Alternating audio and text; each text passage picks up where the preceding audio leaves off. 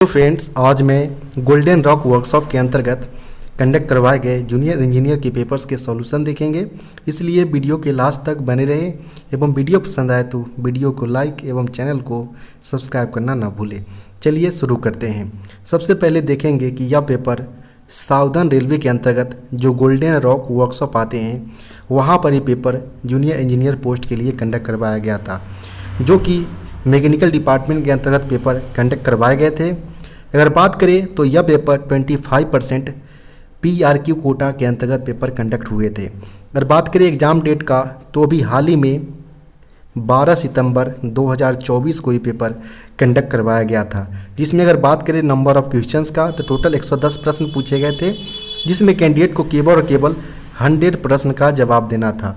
साथ ही साथ इस पेपर के अंतर्गत किसी भी प्रकार का नेगेटिव मार्किंग का प्रावधान नहीं किए गए थे और पेपर को अटेम्प्ट करने के लिए पूरे 2 घंटे का समय कैंडिडेट को दिया गया था। आगे चलिए देखते हैं कि इस पेपर के अंतर्गत कौन कौन से प्रश्न पूछे गए थे।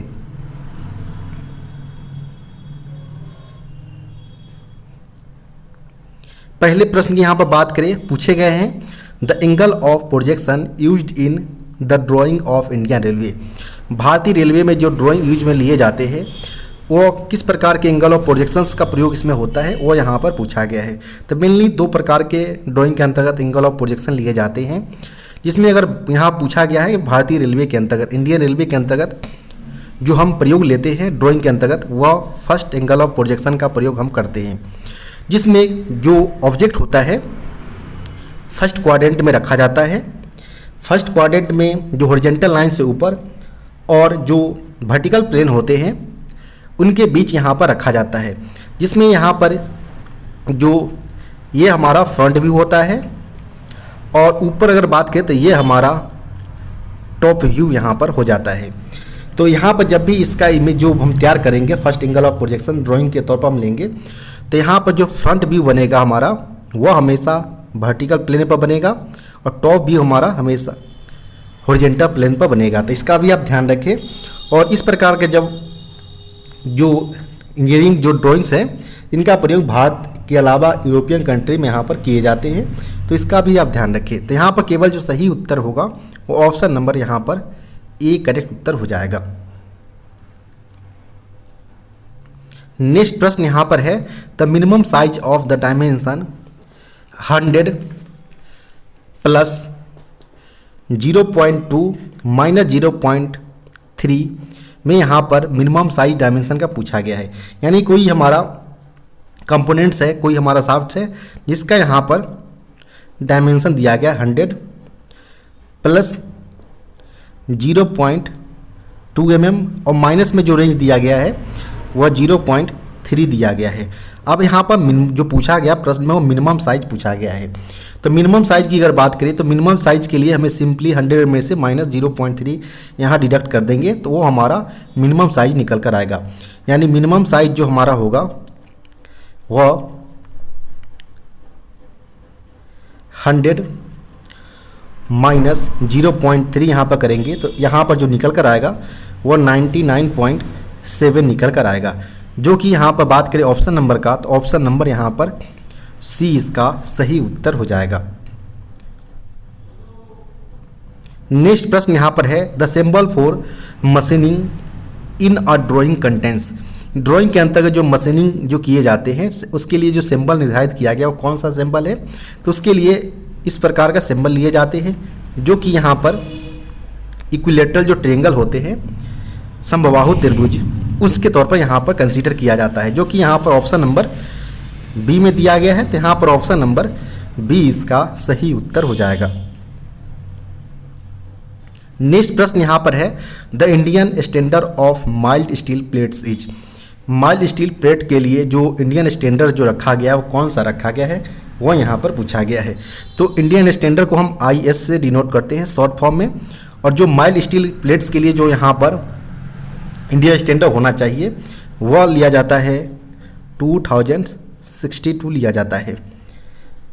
यानी यहाँ पर अगर बात करें तो जो माइल्ड स्टील प्लेट्स के लिए जो इंडियन स्टैंडर्ड 2062 है यह मेनली जो bureau of Indian standard BIS से यहाँ पर लिया गया है और यह मेनली जो इंडिकेट करता है वह हॉट रोल्ड मीडियम और हाई टेंसाइल स्ट्रक्चरल स्टील के लिए यह स्पेसिफाई करता है यहाँ पर।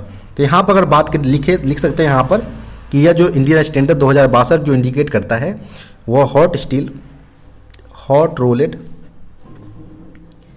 Medium and high tensile structural steel को यह रिप्रेजेंट करता है। तो यहाँ पर जो सही उत्तर होगा वो ऑप्शन नंबर बी यहाँ पर सही उत्तर हो जाएगा, IS 2062। नेक्स्ट प्रश्न यहाँ पर है the process code for MAG welding.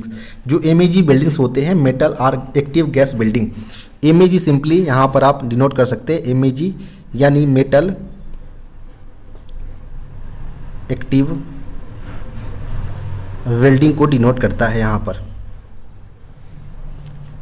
Active gas welding.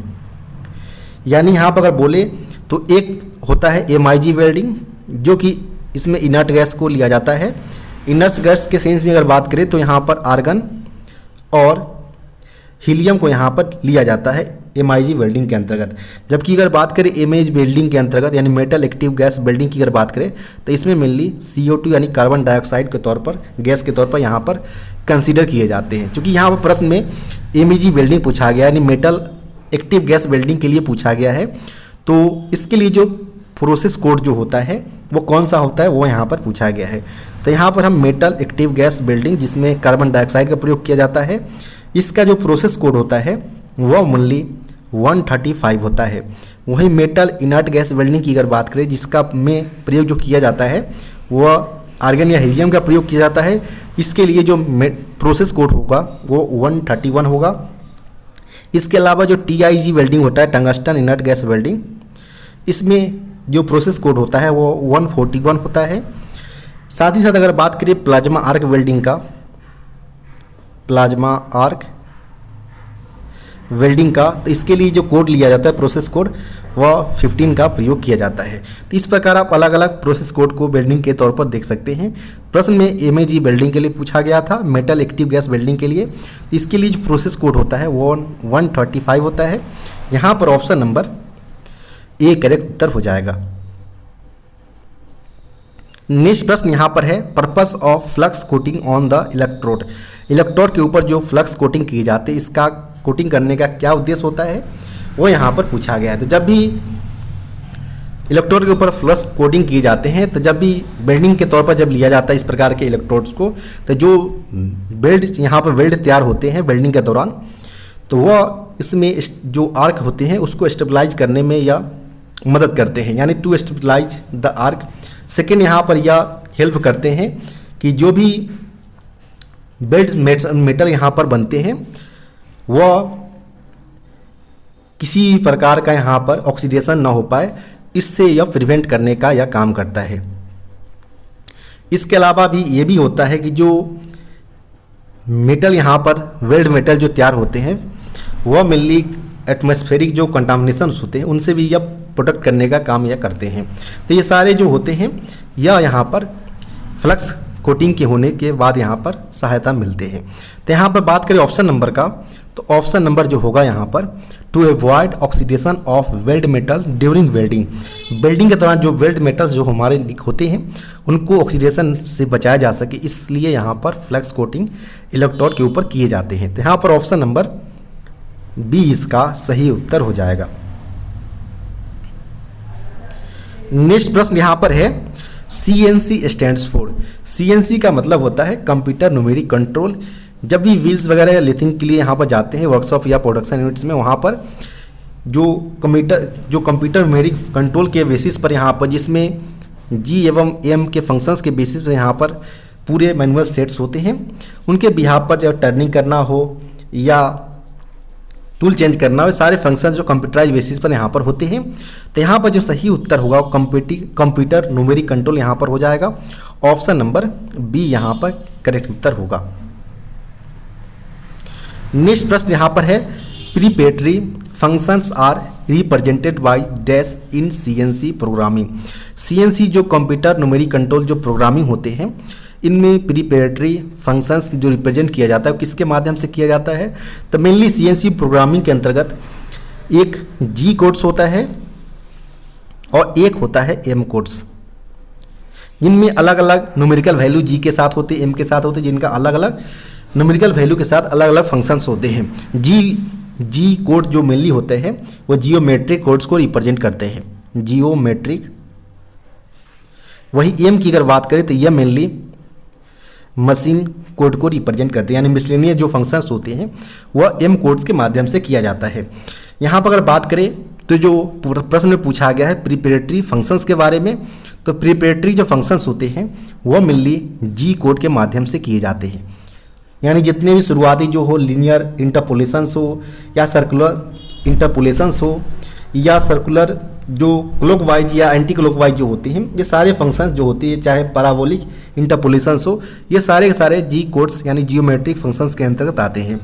तो यहाँ पर बात करें ऑप्शन नंबर का, तो ऑप्शन नंबर यहाँ पर जी कोड्स इसका सही उत्तर हो जाएगा, ऑप्शन नंबर सी।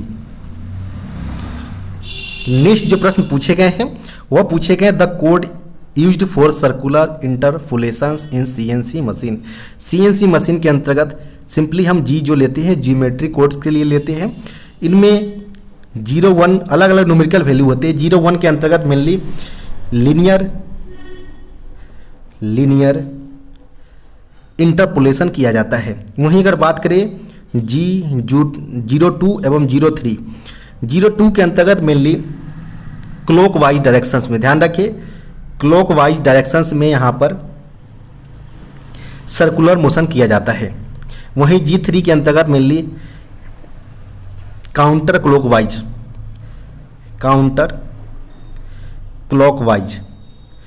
या मेनली दोनों जो होते हैं इसके अंतर्गत मेनली सर्कुलर मोशन किए जाते हैं इंटरपोलेशन। तो यहाँ पर जो प्रश्न पूछा गया था कि simply the code used for circular interpolation, तो इसमें G2 एवं G3 दोनों हो सकता है।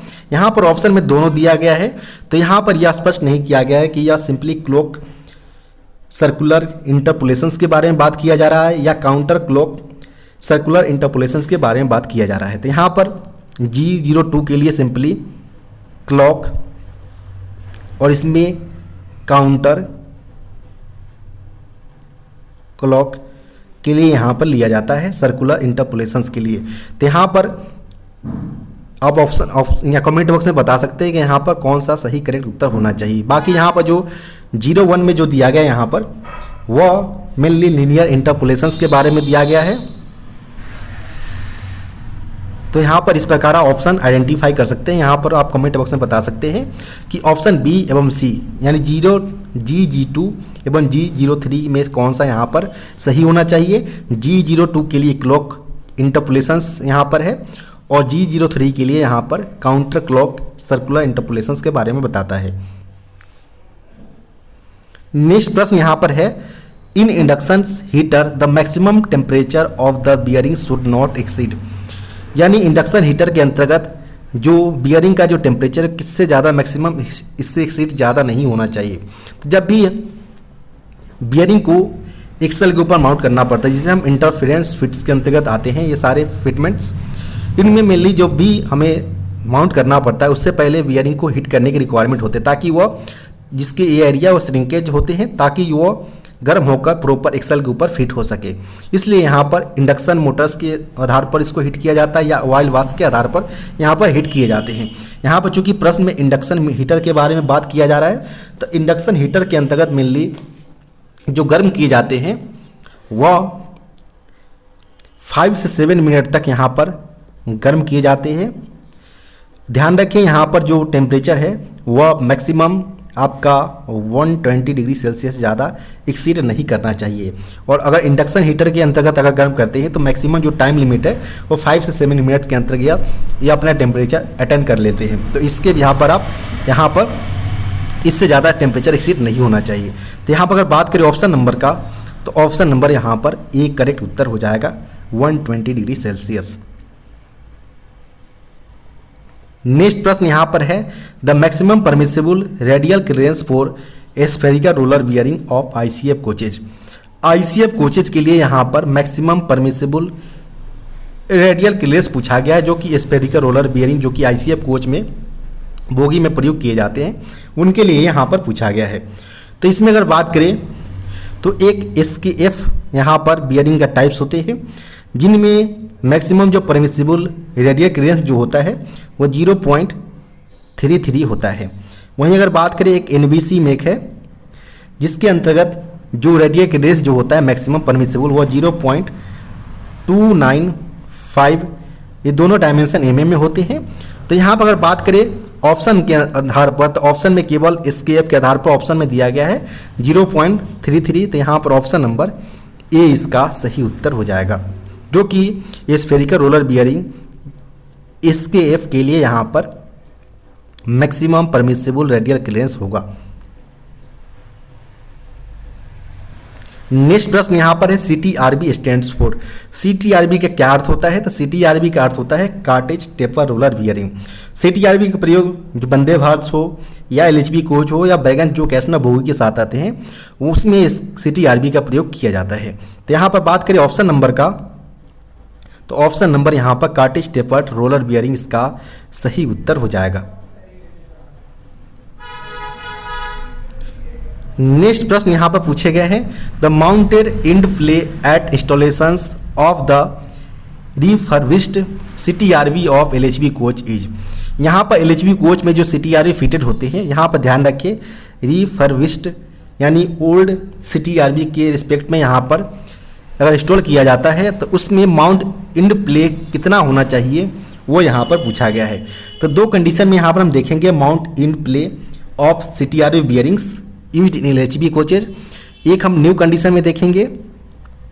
न्यू कंडीशन में जो होता है माउंट इन प्ले वह 0.025 से लेकर 0.330 mm के रेंज में न्यू कंडीशन में होते हैं। वहीं अगर बात करें ओल्ड कंडीशन या रिफर्बिश्ड की अगर बात करें तो इस कंडीशन में जो इसका रेंज होता है वह 0.025 से लेकर 0.500 mm तक इसका ओल्ड या रिफर्बिश्ड कंडीशन में होता है माउंट इन प्ले। चूँकि प्रश्न में रिफर्बिश्ड यानी ओल्ड के कंडीशन में पूछा गया था तो यह हम जो करेक्ट उत्तर होगा वो ऑप्शन नंबर बी यहाँ पर सही उत्तर हो जाएगा। नेक्स्ट प्रश्न यहाँ पर है व्हेन प्लानिंग और workshop layout the most important factor to consider. जब भी कोई वर्कशॉप सेटअप करने के लिए जो प्लानिंग किया जाता है, इसका जो लेआउट तैयार किया जाता है, इसमें सबसे इम्पोर्टेंट फैक्टर्स को कंसीडर किया जाना चाहिए। वो कौन सा किया जाना चाहिए? तो जब भी किसी प्रकार का वर्कशॉप का सेटअप करना हो, प्लानिंग किया जाता है, तो इसमें सबसे जो इम्पोर्टेंट जो फैक्टर यहाँ पर बोला है जो कंसीडर किया जाना चाहिए वो सेफ्टी के पर्पस को देखते हुए किया जाना चाहिए, जिसमें लाइटनिंग जो वेंटिलेशंस होते हैं, स्पेस कितना होना चाहिए, इसमें जो सेफ्टी इक्विपमेंट्स कहाँ कहाँ पर होना चाहिए, इसमें जैसे कि PPE, फायर एक्सटिंग्विशर्स कहाँ पर होना चाहिए, ताकि और जो फर्स्ट एड बॉक्स जो होते हैं वो इजीली एक्सेसिबल होना चाहिए स्टाफ्स के लिए। इसके अलावा अगर बात करें तो फ्लोर एरिया जो कि सारी जगह इवन कंडीशन में होना चाहिए, इसका भी इंश्योर करना पड़ता है बिफोर इंस्टॉलेशंस ऑफ वर्कशॉप। तो ये सारे जो होते हैं वो सेफ्टी पर्पस को देखते हुए यहाँ पर किया जाता है, जो कि मोस्ट इम्पोर्टेंट फैक्टर के अंतर्गत आते हैं। तो यहाँ पर अगर बात करें ऑप्शन नंबर का, तो ऑप्शन नंबर यहाँ पर ए इसका सही उत्तर हो जाएगा। नेक्स्ट प्रश्न यहाँ पर है the amount of time it take to complete a specific task from start to finish is called.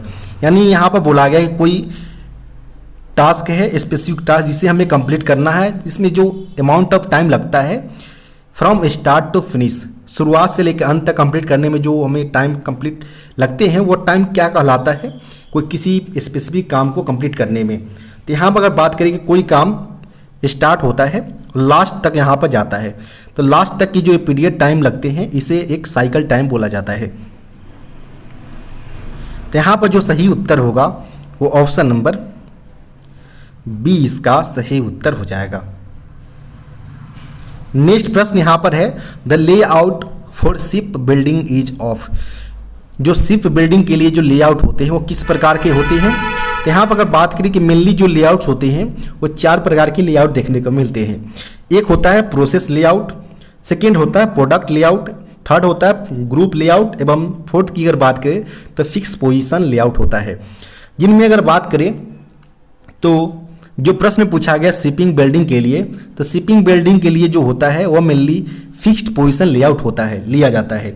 यानी इसमें जो ऑब्जेक्ट तैयार किया जाता है इनमें किसी प्रकार के जो मटेरियल है वो इजीली एक्सेसिबल हो, चाहे वो बेल्ट हो, ड्रिल हो या असेंबली या जो ग्राइंड्स के जो आइटम्स होते हैं, यह काफ़ी जो तैयार किए जाते हैं कंपोनेंट्स वो काफ़ी हेवी वेट्स के होते हैं, बल्कि जिसको मूवमेंट आसानी से नहीं किया जा सकता है।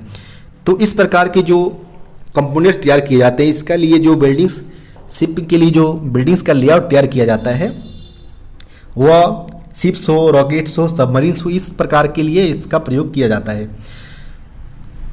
तो यहाँ पर अगर बात करें ऑप्शन नंबर का, तो ऑप्शन नंबर यहाँ पर सी इसका सही उत्तर हो जाएगा। नेक्स्ट प्रश्न यहाँ पर बात करें तो the major survey on under frame and bogie body of coaches during POH is 4। यानी यहाँ पर बोला गया कि पीओएच के दौरान जो मेजर सर्वे किया जाता है अंडर फ्रेम एवं बॉडी के कोचेज की बॉडी एवं अंडर फ्रेम्स के ऊपर, वो किस लिए किया जाता है, ताकि जो इसके अंडर फ्रेम्स के अंतर्गत किसी प्रकार के क्रूजन्स वगैरह हो तो उसको आइडेंटिफाई आसानी पूर्वक किया जा सके।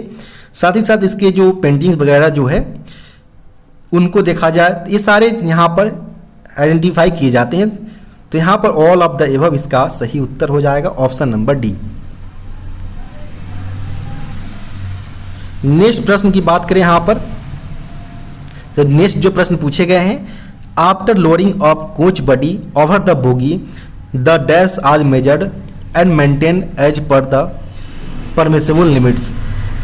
यानी यहाँ पर बोला गया है कि जब भी कोच बॉडी को लोअर किया जाता है बोगी के ऊपर, तो इसमें बिफोर यहाँ पर अरेंजमेंट को कपल करने से पहले यहाँ पर जो लिमिट्स होते हैं परमिसिव लिमिट्स उसको मेजर करना पड़ता है। तो यह मेनली बोगी क्लियरेंस के बीच को यह मेजर किया जाता है। तो यहाँ पर ऑप्शन नंबर जो होगा वो ऑप्शन नंबर सी इसका सही उत्तर हो जाएगा। नेक्स्ट प्रश्न यहाँ पर है the air brake testing of a coach at pit line is called. यानी पिट लाइन के ऊपर और जो कोच के टेस्टिंग जो किए जाते हैं वो किसके माध्यम से किए जाते हैं, तो वह मेनली आरटीआर यानी रेक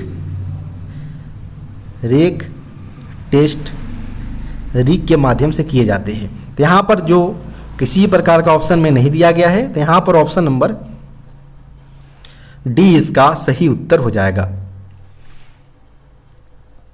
नेक्स्ट प्रश्न यहां पर है the coach code for ICF design pantry car is. Pantry car के लिए जो कोच कोड आईसीएफ कोच का जो प्रयोग किया जाता है वह मेनली WCB यानी पेंट्री कार के लिए ट्रांसपोर्टेशन कोड होता है। यहां पर ऑप्शन नंबर सी इसका सही उत्तर हो जाएगा।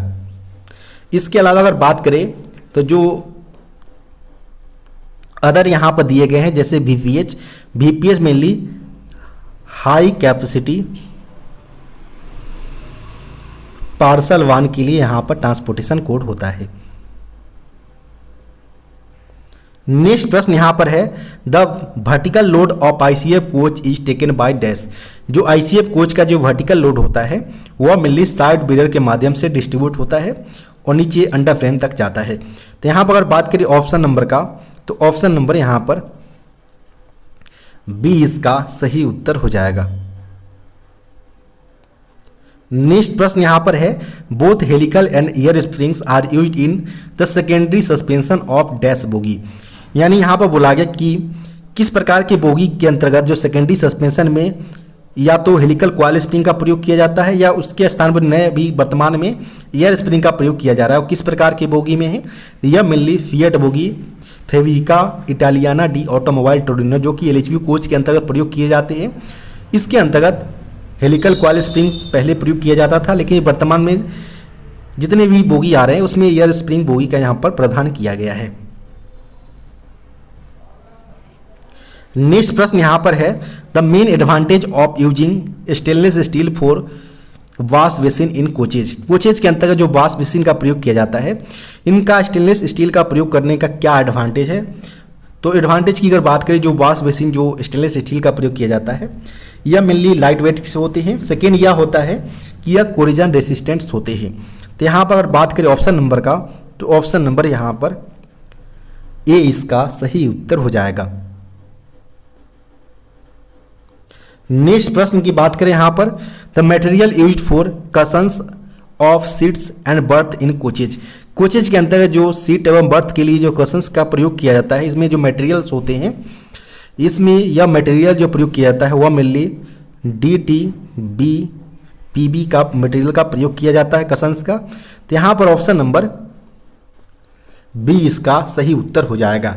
अगर DT, B, PB का अगर बात करें फुल फॉर्म का, तो यह mainly densified thermal bonded polyester block इसका फुल फॉर्म होता है, जो कि जिसका प्रयोग हम सीट एवं बर्थ जो कोचेज के होते हैं इनमें कशंस के तौर पर हम करते हैं। नेक्स्ट प्रश्न यहाँ पर है, the material of flooring seats used in coaches.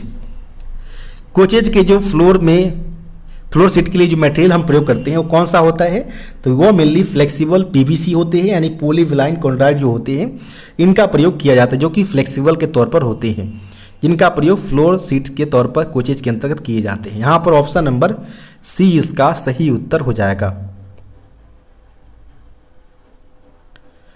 Next प्रश्न यहाँ पर है, BMBC स्टैंड्स फॉर। BMBC का यहाँ पर अर्थ पूछा गया, तो BMBC यानी बोगी माउंटेड ब्रेक सिलेंडर होता है। यहाँ पर अगर बात करें ऑप्शन नंबर का, तो ऑप्शन नंबर यहाँ पर ए इसका सही उत्तर हो जाएगा। इनमें अगर बात करें तो यह मेनली ICF कोच में इसका प्रयोग किया जाता है। इनमें प्रत्येक बोगी पर 2 की नंबर्स में ब्रेक सिलेंडर होते हैं, जिनका अगर डाया की अगर बात करें तो 8 इंच या अगर 203 mm इसका डाया होता है ब्रेक सिलेंडर का। नेक्स्ट प्रश्न यहां पर है, the air pressure of break pipe in the coaches is. Coaches के अंतर्गत जो ब्रेक पाइप होते हैं, और सेकेंड प्रश्न में यहाँ पर फीड पाइप पूछा गया है। तो यहाँ पर हम दोनों के लिए देखेंगे, BP के लिए जो कलर होता है वह ग्रीन कलर कोड लिया जाता है, जिसके लिए प्रेशर 5 kg पर सेंटीमीटर स्क्वायर होता है। वहीं फीड पाइप की अगर बात करें तो इसके लिए कलर कोड वाइट कलर का लिया जाता है, और इसमें जो प्रेशर होता है वो 6 kg पर सेंटीमीटर स्क्वायर का होता है। तो इस प्रकार आप दोनों प्रश्न को सॉल्व कर सकते हैं, जो कि पहले प्रश्न में BP पूछा गया था। तो यहाँ पर ऑप्शन नंबर बी करेक्ट उत्तर हो जाएगा। नेक्स्ट प्रश्न में FP यानी फीड पाइप के लिए पूछा गया था, तो यहाँ पर 6 kg option number C correct उत्तर हो जाएगा, और BP के लिए 5 kg पर सेंटीमीटर स्क्वायर। नेक्स्ट प्रश्न यहाँ पर है, बोतल holder is in the coach is a, यानी जो बोतल होल्डर जो होते हैं कोचेज के अंतर्गत वो किस प्रकार के फिटिंग्स होते हैं, एम्यूनिटी फिटिंग्स होते हैं या सेफ्टी फिटिंग्स होते हैं। एम्यूनिटी फिटिंग्स उस पर्पस को लिए लिया जाता है जिसमें पैसेंजर्स को लग्जरियस या कंफर्टेबल सुविधा यहाँ पर प्रोवाइड करवाया जाए, उसके बेसिस पर यहाँ पर जो फिटिंग्स होते हैं उसे हम एम्यूनिटी फिटिंग्स के तौर पर जानते हैं। और सेफ्टी फिटिंग्स में इस प्रकार की फिटिंग्स होते हैं जिनमें लगाना कंपलसरी होता है। तो यहाँ पर अगर बात करें बोतल होल्डर्स के लिए, तो यह पैसेंजर के कंफर्टनेस को देखते हुए लगाया गया, यानी यह एम्यूनिटी फिटिंग्स के अंतर्गत आएगा। यहाँ पर ऑप्शन नंबर ए इसका सही उत्तर हो जाएगा। नेक्स्ट प्रश्न यहाँ पर है, fire extinguisher inside the coach is. Coach के अंतर्गत जो फायर एक्सटिंग्विशर जो प्रयोग किए जाते हैं अलग अलग नंबर्स में, चाहे वो पेंट्री गार्ड हो या जो जनरेटर या पावर वाहन जो होते हैं, इनमें अलग अलग नंबर्स में फायर एक्सटिंग्विशर्स का प्रयोग किया जाता है। यह एक प्रकार का सेफ्टी फिटिंग्स होता है, ताकि किसी प्रकार की अगर फायर यहाँ पर कोचेज के अंतर्गत लगते हैं तो उसको बुझाने में यह यूज में लिया जाए। तो यहाँ पर ऑप्शन नंबर बी इसका सही उत्तर हो जाएगा, सेफ्टी फिटिंग्स।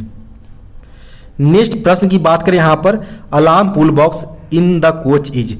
जो कोच के अंदर जो अलार्म पुल बॉक्स होता है, जो कि कभी किसी कारणवश अगर कोचेज को रोकने की रिक्वायरमेंट हो तो उसके लिए यहाँ पर चेन पुलिंग की रिक्वायरमेंट दिया गया है, यहाँ पर प्रोविजन किया गया है। तो यह भी एक सेफ्टी फिटिंग्स के अंतर्गत आते हैं। तो यहाँ पर ऑप्शन नंबर बी इसका सही उत्तर हो जाएगा। नेक्स्ट प्रश्न यहाँ पर है, the standard for the corrosion resistant steel used in coaches. Coaches के अंतर्गत जो कोरोजन रेसिस्टेंट स्टील्स का जो प्रयोग किया जाता है, इनका स्टैंडर्ड इंडियन स्टैंडर्ड कितना होता है वो यहाँ पर पूछा गया है। तो इंडियन स्टैंडर्ड की अगर बात करें जो कोरोजन रेसिस्टेंट स्टील्स के लिए कोच में प्रयोग किया गया है उनका यहाँ पर रिलेटेड पूछे गए हैं। तो यह मेनली जो है वो IRSM 41 जिसे कॉटन स्टील के तौर पर भी जाना जाता है, इनका प्रयोग मेनली जो ICF कोच के साइड वाल हो, रूफ हो या जो फ्लोर एरिया हो, यहाँ सारे जगह यहाँ पर IRSM 41 का प्रयोग किया जाता है। वहीं LHV कोच की अगर बात करें तो LHV कोच में जो अंडर फ्रेम के एरिया होते हैं या सोल बार के एरिया होते हैं वहाँ पर इस प्रकार के यानी IRSM 41 कॉटन स्टील का प्रयोग किया जाता है। तो यहाँ पर जो सही उत्तर होगा वो ऑप्शन नंबर सी यहाँ पर करेक्ट उत्तर हो जाएगा। नेक्स्ट प्रश्न यहाँ पर है the under frame parts of ICF coach are pasted with FRP tissue. जो फाइबर रेनफोर्स्ड प्लास्टिक टिश्यू जो होते हैं वो ICF कोच के अंडर फ्रेम में पार्ट्स में यहाँ पर पेस्टेड किए जाते हैं ताकि उसके अंतर्गत किसी प्रकार का अगर जंग लगता है तो उसको प्रिवेंट किया जा सके, यानी to prevent corrosion under frame parts of ICF coaches. Option number यहाँ पर बी करेक्ट उत्तर हो जाएगा।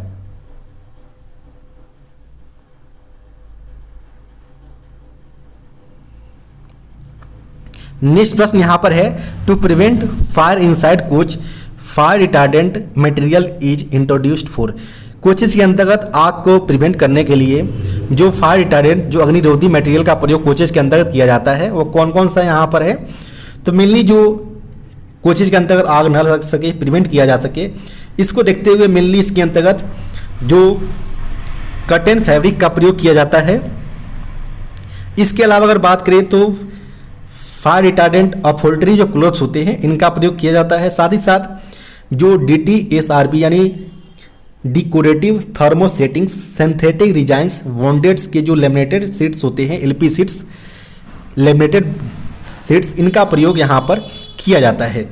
इसके अलावा अगर बात करें तो फ्लेक्सिबल विनाइल क्लोराइड जो होते हैं PVC या मेनली फ्लोर के लिए यहाँ पर यूज में लिया जाता है, फ्लोरिंग के लिए। इसके अलावा जो DTBP जो होते हैं डेजनीफाइड थर्मल बॉन्डेड पॉलिस्टर ब्लॉक्स इनका प्रयोग मेनली रेलवे कोचेज में सीट्स एवं बर्थ के लिए यहाँ पर प्रयोग किया जाता है। इसके अलावा अगर बात करें तो जो फाइबर ग्लास रेनफोर्स्ड प्लास्टिक जो होते हैं या बुंडो के तौर पर यहाँ पर यूज में लिए जाते हैं ताकि किसी प्रकार का यहाँ पर कोचेज में फायर लगे तो उसको प्रिवेंट करने का काम यहाँ पर किया जा सके। तो इस प्रकार यहाँ पर जितने भी आइटम्स होते हैं फायर रिटार्डेंट से बिलोंग्स करते हैं। तो यहाँ पर अपहोल्टरी कलर्स हो या कर्टेन्स या LP लेमिनेटेड जो सीट्स होते हैं इनका प्रयोग यहाँ पर किया जाता है। वहीं फ्लोरिंग के लिए यहाँ पर PVC का प्रयोग किए जाते हैं। तो यहाँ पर ऑल ऑफ द अबव यहाँ पर करेक्ट उत्तर हो जाएगा। नेक्स्ट प्रश्न यहाँ पर है dash is provided inside coaches to prevent fire. निम्नलिखित में से यहाँ पर क्या प्रोवाइड किया गया है कोचेज के अंतर्गत ताकि आग से बचाया जा सके, प्रिवेंट किया जा सके। तो कोचेज के अंतर्गत किसी प्रकार के चाहे वह कुकिंग हो, खाना बनाना हो या स्मोकिंग हो या क्रैकर्स हो, फटाके वगैरह, ये सारे यहाँ पर कोचेज के अंतर्गत प्रोहिबिटेड किए गए, मनाही किए गए ताकि फायर्स लगने से यहाँ पर प्रिवेंट किया जा सके। यहाँ पर ऑल ऑफ द अबव यहाँ पर सही उत्तर हो जाएगा, ऑप्शन नंबर डी। नेक्स्ट प्रश्न यहाँ पर है FDS in coach stands for. Coaches के अंतर्गत जो FDS जो होते हैं इनका अर्थ पूछा गया है। तो कोचेज के अंतर्गत FDS यानी फायर डिटेक्शन सिस्टम होता है और एक अभी करंट में जो लगाए जा रहे हैं वो FDSS यानी फायर डिटेक्शन सप्रेशन सिस्टम होते हैं जिनमें नाइट्रोजन के एक सिलेंडर्स होते हैं और 2 यहाँ पर वाटर के होते हैं। जबकि नाइट्रोजन सिलेंडर्स जो होते हैं वो अप्रॉक्स 200 kg पर सेंटीमीटर स्क्वायर प्रेशर से प्रेशराइज होते हैं जो कि वाटर के साथ मिलकर वह सप्रेस करने का काम करते हैं। लेकिन यहाँ पर केवल FDS यानी फायर डिटेक्शन सिस्टम के बारे में पूछा गया है। तो यहाँ पर ऑप्शन नंबर सी इसका fire detection system, option number यहाँ पर ए इसका सही उत्तर हो जाएगा, FDS। नेक्स्ट प्रश्न यहाँ पर है IRCA स्टैंड्स फॉर। IRCA का यहाँ पर अर्थ होता है इंडियन रेलवे कॉन्फ्रेंस एसोसिएशन, यानी यहाँ पर ऑप्शन नंबर बी इसका सही उत्तर हो जाएगा। इनमें मेनली 4 पार्ट्स होते हैं, पार्ट 1, पार्ट 2, पार्ट 3, पार्ट 4, जिनमें से अगर बात करें मैकेनिकल डिपार्टमेंट्स के लिए देखा जाए तो पार्ट 3 होते हैं। पार्ट 3 में मेनली जो फ्रेट स्टॉक यानी वैगन स्टॉक जो होते हैं इनके रिलेटेड यहाँ पर रूल रेगुलेशन बताए गए हैं। वहीं पार्ट 4 के अंतर्गत मेनली कोचिंग स्टॉक के बारे में बताया गया है, जिनमें प्रत्येक जो पार्ट 3 हो या पार्ट 4 हो, इनमें प्रत्येक इस पार्ट के अंतर्गत 4 चैप्टर रखे गए हैं। प्रत्येक चैप्टर की अगर बात करें तो फर्स्ट चैप्टर के अंतर्गत डेफिनेशंस बताए गए हैं। चैप्टर 2 के अंतर्गत जो वर्कशॉप रिपेयर प्रैक्टिस होते हैं उनको रिलेटेड या रूल्स बताए गए हैं। वहीं पार्ट जो चैप्टर 3 जो है इनके अंतर्गत ओपन लाइन के अंतर्गत जो मेंटेनेंस प्रैक्टिस होते हैं इसके रिलेटेड यह बताया गया है। जबकि पार्ट जो जितने भी पार्ट्स हैं इनके चैप्टर 4 के अंतर्गत रिजेक्शन रूल्स जो होते हैं इनको इसमें बताया गया है।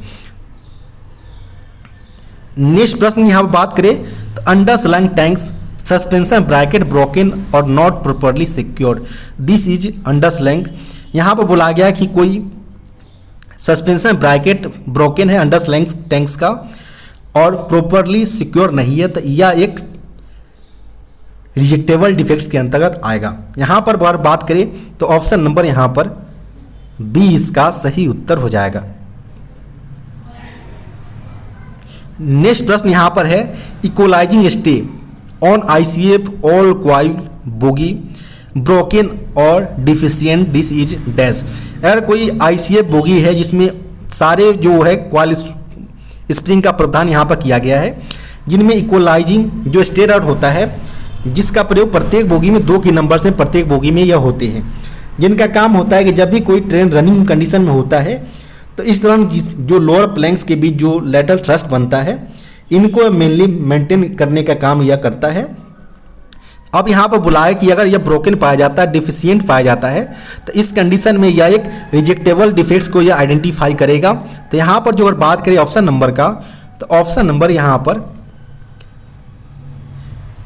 बी इसका सही उत्तर हो जाएगा।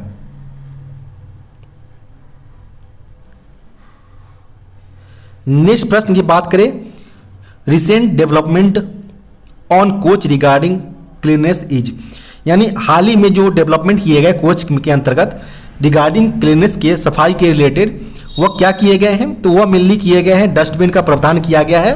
डस्टबिन भी स्टेनलेस स्टील का प्रावधान किए गए ताकि किसी प्रकार के फायर को प्रिवेंट करने का काम यहाँ पर किया जा सके। साथ ही साथ यहाँ पर OBHS का भी प्रावधान कोचेज के अंतर्गत किए गए हैं, यानी on board house keeping service का, यानी रनिंग ट्रेन कंडीशन में सफाई को बरकरार रखा सके, इसके लिए OBHS स्टाफ का प्रावधान किया गया है। तो यहाँ पर दोनों यहाँ पर सही उत्तर हो जाएगा। रिसेंट में ये दोनों का इम्प्लीमेंटेशन कोचिंग के अंतर्गत सफाई को देखते हुए किया गया है।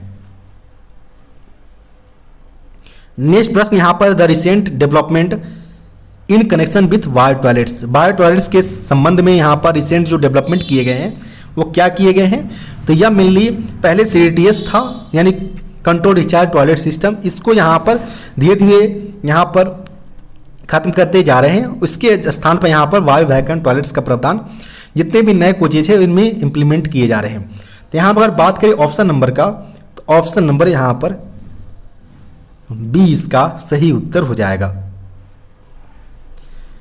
नेक्स्ट प्रश्न यहाँ पर है recently Mohr failure accrued in fiat bogie is on.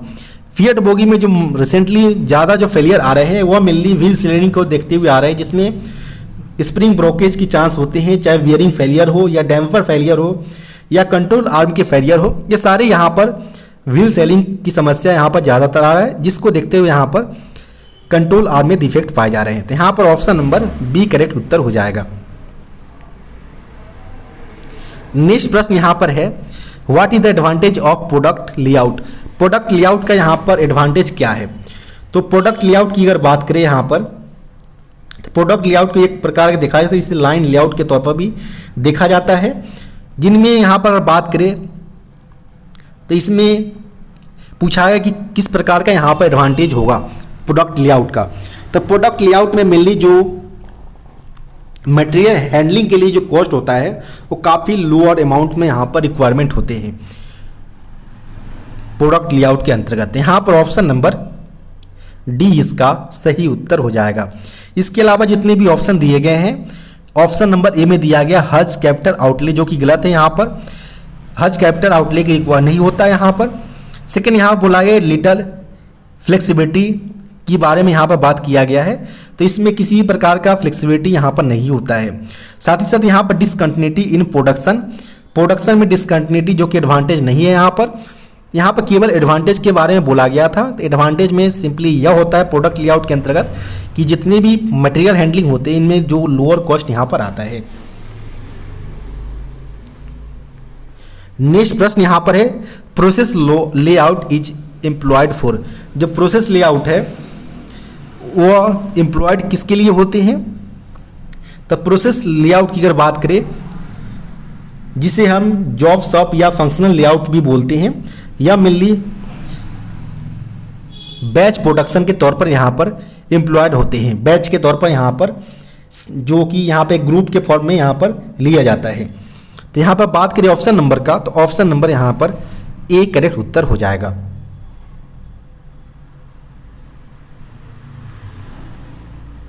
Next प्रश्न यहाँ पर है type of coupler used in BLCS wagon. जो BLCS वैगन जो होते हैं जिसमें ए एवं बी कार दोनों होते हैं, यहाँ पर आप BLC वैगन से कंफ्यूज ना हो, यहाँ पर हम दोनों की चर्चा करेंगे। एक पहले जो प्रयोग किए जाते थे BLC वैगन नॉर्मल, अभी इसको मॉडिफाई करके BLCS वैगन कर दिया गया है। BLC वैगन में जो एक यूनिट्स होते हैं उसे 5 कार्स होते हैं। इनमें दोनों इंड पर ए कार, बीच के बी इंड पर बी कार होते हैं। ए कार के जो लास्ट इंड होते हैं वहाँ पर CBC होता है। बाकी जो बीच वाले जो पोर्शन होते हैं उसमें स्लैकलेस ड्रॉ बार होते हैं, जबकि इसमें LCCF 20C बोगी का प्रयोग किया जाता है। वहीं अगर बात करें यहाँ पर BLCS वैगन का, तो इसमें भी सिंपली ए एवं बी कार्स होते हैं। ध्यान रखें यहाँ पर स्लैकलेस ड्रॉ बार जो होते हैं इसमें किसी प्रकार का स्लैकलेस ड्रॉ बार का प्रावधान नहीं किया गया है। सारे पोर्शन में चाहे वो ए कार हो बी कार हो, सारे के अंतर्गत सिंपली CBC का प्रावधान किया गया है। इसके अलावा अगर बात करें तो इसमें मेनली LWLH 25 टन की जो बोगी होते हैं इनका प्रयोग बोगी के तौर पर किया जाता है। तो यहाँ पर आप, जबकि जो हाइट थे वहाँ पर वो हाइट में यहाँ पर सेम यहाँ पर रखा गया है। तो यहाँ पर जो प्रश्न पूछा गया है कि type of coupler used in BLCS wagon.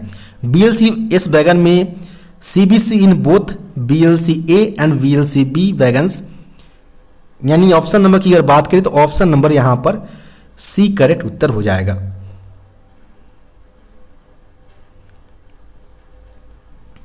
Next प्रश्न यहाँ पर है BBCM wagon is fitted with the bogie. जो BBCM जो ब्रेक वाहन है इसके लिए जो वैगन टाइप कोड रखा गया वो 87 रखा गया है।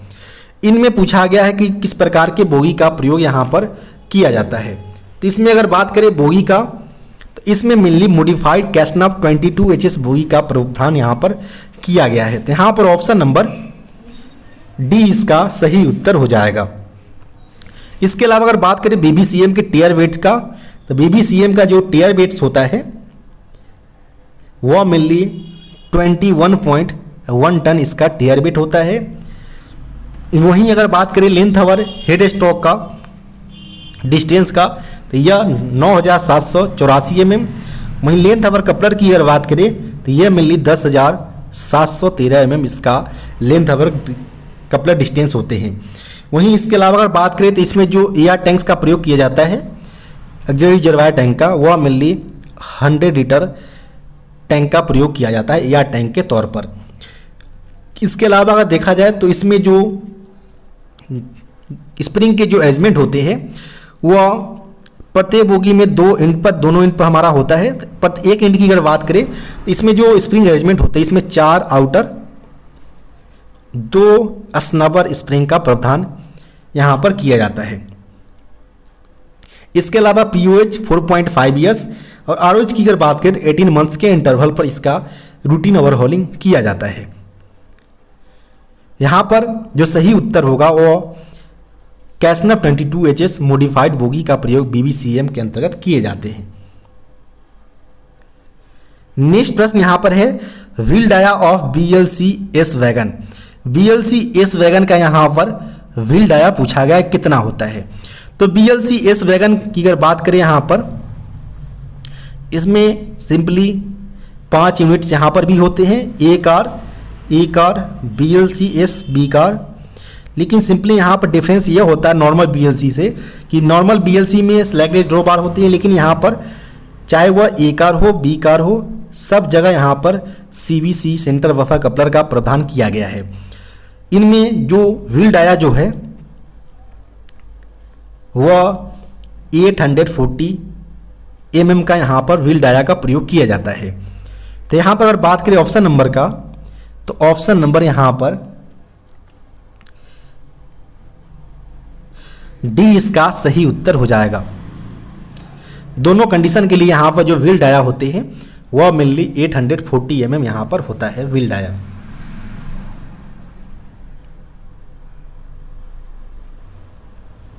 नेक्स्ट प्रश्न यहाँ पर है buffer height of BLCS wagon.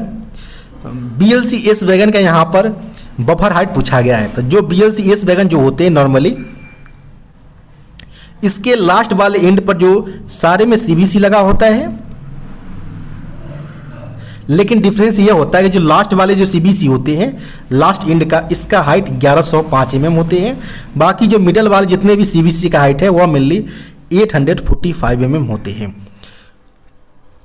यहाँ पर पूछा गया था BLCS ए वैगन के लिए, तो 1105 mm इन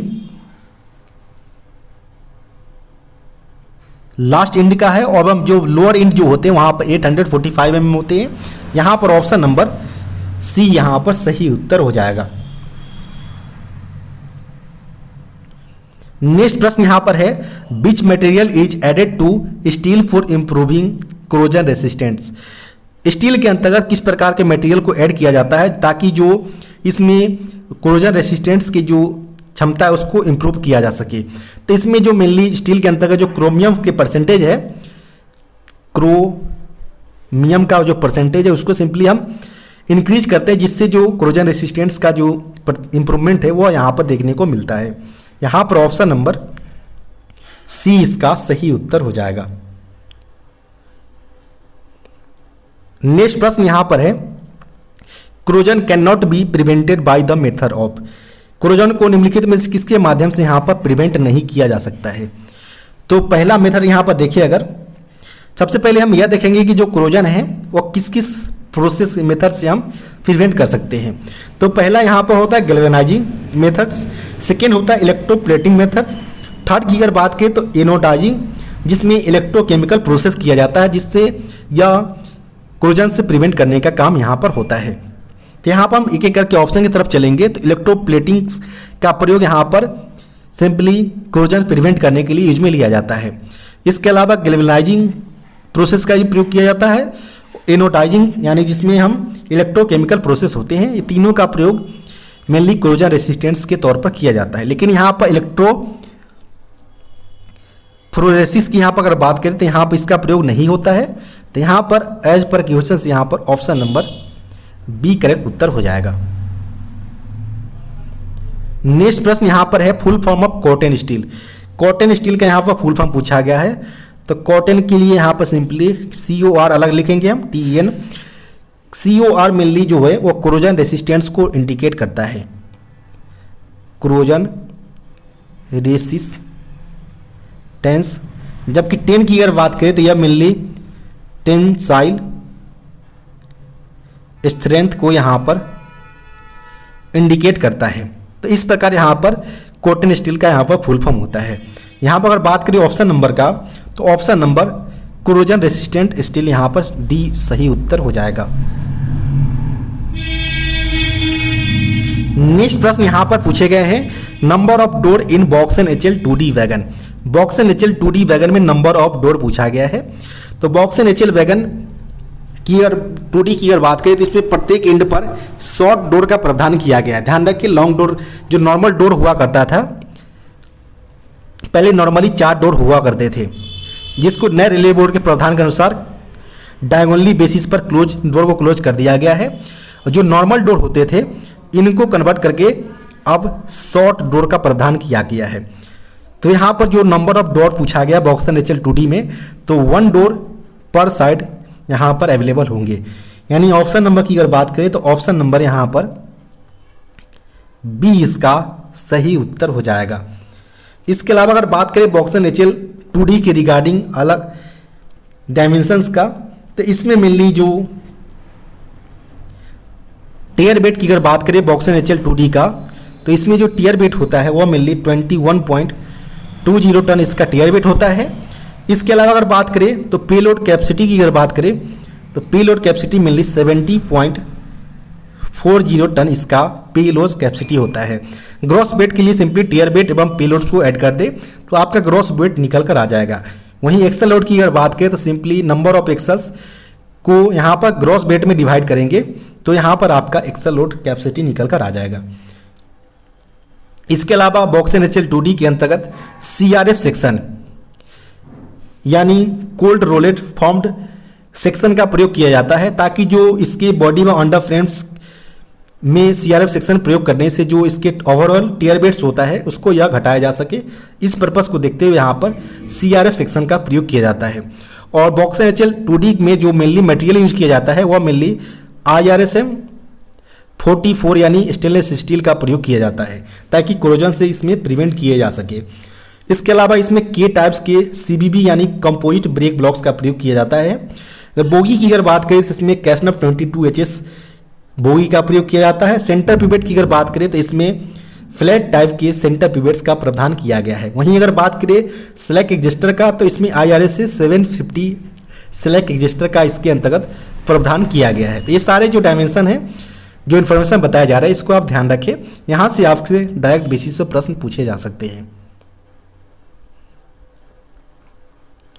नेक्स्ट प्रश्न यहाँ पर है, in uncoupling arrangement of wagon the following item is provided to avoid in advertisement unintentional operation of CBC operating handle.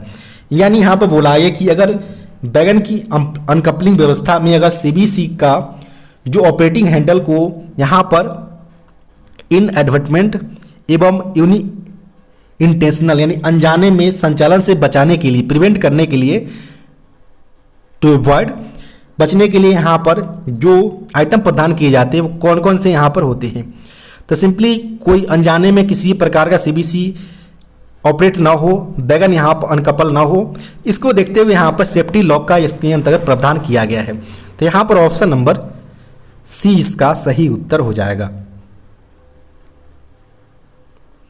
Next प्रश्न यहाँ पर है, द ब्लाइंड की वेज आर कट विथ। दो ब्लाइंड कीज वेज जो है इनको सिंपली इंड माइलिंग कटर के माध्यम से यहाँ पर कट किए जाते हैं। तो यहाँ पर ऑप्शन नंबर A इसका सही उत्तर हो जाएगा।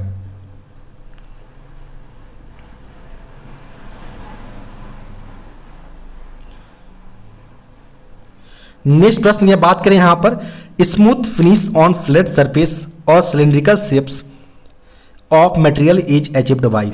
यहाँ पर बोला गया कि मटेरियल के फ्लैट सरफेस हो या सिलेंड्रिकल सरफेस हो, इनके ऊपर जो स्मूथ फिनिश जो अचीव किए जाते हैं वो किसके माध्यम से अचीव किए जाते हैं। तो यह जो अचीवमेंट किया जाता है वह मेनली ग्राइंडिंग के माध्यम से किए जाते हैं। तो यहाँ पर जो सही उत्तर होगा वो ऑप्शन नंबर C इसका सही उत्तर हो जाएगा। नेक्स्ट प्रश्न की यहां पर बात करें, पूछे गए हैं wheel lathe are example of. Wheel lathe जो होते हैं वह मेनली स्पेशल पर्पस को यहां पर देखते हुए बनाया जाता है। तो यहां पर ऑप्शन नंबर A इसका सही उत्तर हो जाएगा। नेक्स्ट प्रश्न यहां पर है, which among the following is the basic function of coolant in machining. Machining के अंतर्गत जो हम कूलेंट्स का प्रयोग करते हैं इनका मेन फंक्शन क्या होता है।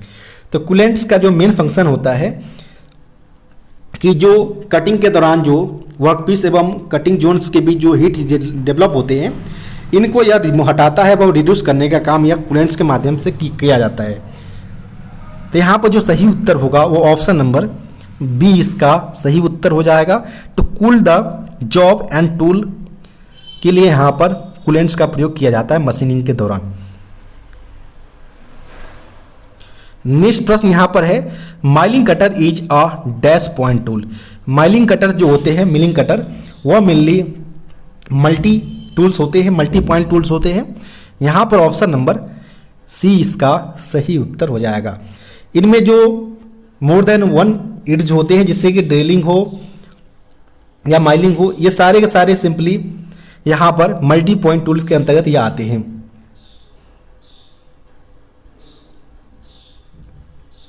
नेक्स्ट प्रश्न यहाँ पर है, which one of the following is high precision machining. निम्नलिखित में से कौन सा एक हाई प्रिसीजन मशीनिंग के एग्जाम्पल यहाँ पर है। तो यहाँ पर होनिंग जो है वह एक प्रकार का हायर प्रिसीजन मशीनिंग का प्रोसेस को यहाँ पर रिप्रेजेंट कर रहा है यहाँ पर। तो यहाँ पर जो सही उत्तर होगा ऑप्शन नंबर डी इसका सही उत्तर हो जाएगा। नेक्स्ट प्रश्न यहाँ पर है, the CNC machine available in at machine shop GOC workshop. यहाँ पर गोल्डन रॉक वर्कशॉप के अंतर्गत जो मशीन शॉप के अंतर्गत जो CNC मशीन अवेलेबल है वो किस प्रकार का है। तो यहाँ पर आप लोकल बेस्ड पर यहाँ प्रश्न पूछे गए हैं।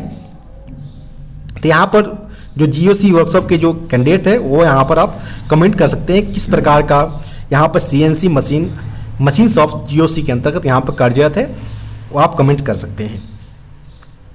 नेक्स्ट प्रश्न यहाँ पर बात करें तो इन turning operation with the decrease in diameter of workpiece the spindle speed should be. यहाँ पर बोला गया कि टर्निंग ऑपरेशन के दौरान जब भी डायमीटर जो होते हैं वर्कपीस को अगर उसको कम किया जाता है तो इसका इफेक्ट स्पिंडल स्पीड पर RPM पर क्या पड़ता है। RPM यानी रिवोल्यूशंस पर मिनट्स का यहाँ पर रिप्रेजेंट करता है। तो उस पर क्या यह प्रभाव पड़ता है जब हम वर्कपीस के डायमीटर को यहाँ पर डिक्रीज करते हैं। तो यहाँ पर अगर बात करें कि इस प्रकार जब भी टर्निंग ऑपरेशन किया जाता है मशीन के ऊपर तो इसमें एक यहाँ पर फॉर्मूला होता है इसके लिए, V equal to pi DN upon 1000 होता है। यहाँ पर V मेनली जो होता है वह कटिंग स्पीड को रिप्रेजेंट करता है। V मेनली कटिंग स्पीड को यहाँ पर रिप्रेजेंट करता है। पाई यहाँ पर कांस्टेंट है, 1000 यहाँ पर कांस्टेंट है। D जो है मेनली D जो यह एक डायमीटर को रिप्रेजेंट करता है, डायमीटर ऑफ वर्कपीस को। जबकि N की अगर बात करें तो N मेनली जो है वह स्पिंडल स्पीड जो है उसको यह रिप्रेजेंट करता है, स्पिंडल स्पीड, जिसमें जो है वो RPM के अंतर्गत इसमें लिया जाता है। अब यहाँ पर बोला है कि जो प्रश्न में कि जब भी टर्निंग ऑपरेशन किया जाता है तो यहाँ पर जब वर्कपीस के डायमीटर को हम घटाएंगे तो स्पिंडल की जो स्पीड है इस पर क्या प्रभाव पड़ेगा। तो इसके लिए हमें जो कटिंग स्पीड है वो उसे हम कांस्टेंट रखना पड़ेगा इस प्रश्न के लिए। बाकी यहाँ पर पाई एवं 1000 कांस्टेंट है। तो इस प्रकार यहाँ पर हम जब डायमीटर को यहाँ पर डिक्रीज करेंगे तो इसका क्या प्रभाव पड़ेगा वो यहाँ पर हम निकाल सकते हैं। तो जैसे ही आप अदर जो कंपोनेंट्स है यहाँ पर उसको अगर आइसोलेट रखते हैं, कांस्टेंट रखते हैं, तो उस पर क्या प्रभाव पड़ेगा वो यहाँ पर, तो सिंपली यहाँ पर V equal to pi DN यहाँ पर बताया गया है, अपॉन यहाँ पर 1000 है। जैसे इसको आप कांस्टेंट रखेंगे, बाकी अदर जो पाई एवं 1000 कांस्टेंट है, तो सिंपली यहाँ पर जो निकल कर आएगा वो आपका N इक्वल टू 1/D निकल कर आएगा। यानी अगर आप डायमीटर को घटाते हैं यहाँ पर तो इसमें सिंपली यह होगा कि आपका स्पिंडल स्पीड यहाँ पर बढ़ेगा, यानी एक दूसरे के यह इन्वर्सली प्रोपोर्शनल यहाँ पर निकल कर आएगा। यानी जब भी डायमीटर हम बढ़ाएंगे तो स्पिंडल स्पीड यानी RPM घटेगा, जब हम डायमीटर घटाएंगे वर्कपीस का तो उस केस में स्पिंडल स्पीड बढ़ेगा यानी RPM इसका इंक्रीज होगा। तो इस प्रकार आप यहाँ पर देख सकते हैं। चूँकि यहाँ पर प्रश्न में पूछा गया था डिक्रीज का, तो इस केस में जो स्पिंडल स्पीड होगा वो आपका इंक्रीज करेगा, यानी ऑप्शन नंबर जो होगा ऑप्शन नंबर यहाँ पर C इसका सही उत्तर हो जाएगा। नेक्स्ट प्रश्न यहाँ पर है CNC machine is not applicable in. CNC machine यानी कंप्यूटर न्यूमेरिक कंट्रोल जो मशीन है वो किस पर अप्लीकेबल नहीं है। तो या ड्रिलिंग मशीन हो या लेथ हो या माइलिंग मशीन हो, तीनों पर यह अप्लीकेबल होती है। तो यहाँ पर option number D none of the above यहाँ पर करेक्ट उत्तर हो जाएगा। नेक्स्ट प्रश्न यहाँ पर है at what schedule the painting of laboratory from inside is done. यानी यहाँ पर बोला गया किस शेड्यूल के अंतर्गत कोचेज के अंतर्गत जो लेबोरेटरीज होते हैं इनके इनसाइड पोर्शन में जो पेंटिंग किया जाता है वो कौन से शेड्यूल के अंतर्गत किए जाते हैं, तो यह मेनली बी शेड्यूल के अंतर्गत किए जाते हैं, वी शेड्यूल के अंतर्गत। तो यहाँ पर ऑप्शन नंबर जो होगा वो ऑप्शन नंबर बी करेक्ट उत्तर हो जाएगा। नेक्स्ट प्रश्न यहाँ पर है DFT। DFT मेनली यानी ड्राई फिल्म थिकनेस को यहाँ पर रिप्रेजेंट कर रहा है, ड्राई फिल्म थिकनेस को यहाँ पर यह रिप्रेजेंट करता है। यह मेनली जो पेंट्स होते हैं इनके यूनिट के तौर पर लिया जाता है, जिसका मेजरमेंट की अगर बात करें तो इसका मेजरमेंट अल्कोमीटर के माध्यम से किया जाता है, और इसके लिए जो यूनिट यूज में लिया जाता है DFT का वह मेनली माइक्रोन यहाँ पर यूज में लिए जाते हैं। यानी जब भी पेंट्स के थिकनेस को मेजर करना हो, ड्राई फिल्म थिकनेस को, तो एल्कोमीटर से हम मेजर करेंगे, और इसके लिए जो हमारा क्वांटिटी जो आएगा वह सिंपली माइक्रोन के बेसिस पर यहाँ पर लिए जाएंगे। तो यहाँ पर जो सही उत्तर होगा वो ऑप्शन नंबर यहाँ पर सी इसका सही उत्तर हो जाएगा। नेक्स्ट प्रश्न यहाँ पर है PU in painting stands for.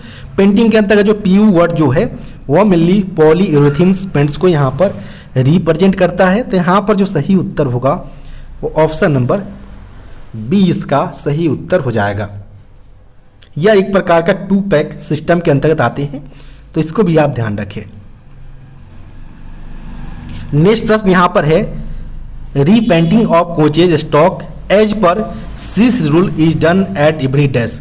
यानी यहाँ पर किसी भी प्रकार के कोचिंग स्टॉक का जो रीपेंटिंग किया जाता है सी शेड्यूल के अनुसार वह कितने अंतराल पर किए जाते हैं, तो वह मेनली 5 ईयर्स के अंतराल पर किसी भी कोचिंग स्टॉक का रीपेंटिंग सी शेड्यूल के बिहाफ पर यहाँ पर किए जाते हैं। तो यहाँ पर ऑप्शन नंबर डी इसका सही उत्तर हो जाएगा।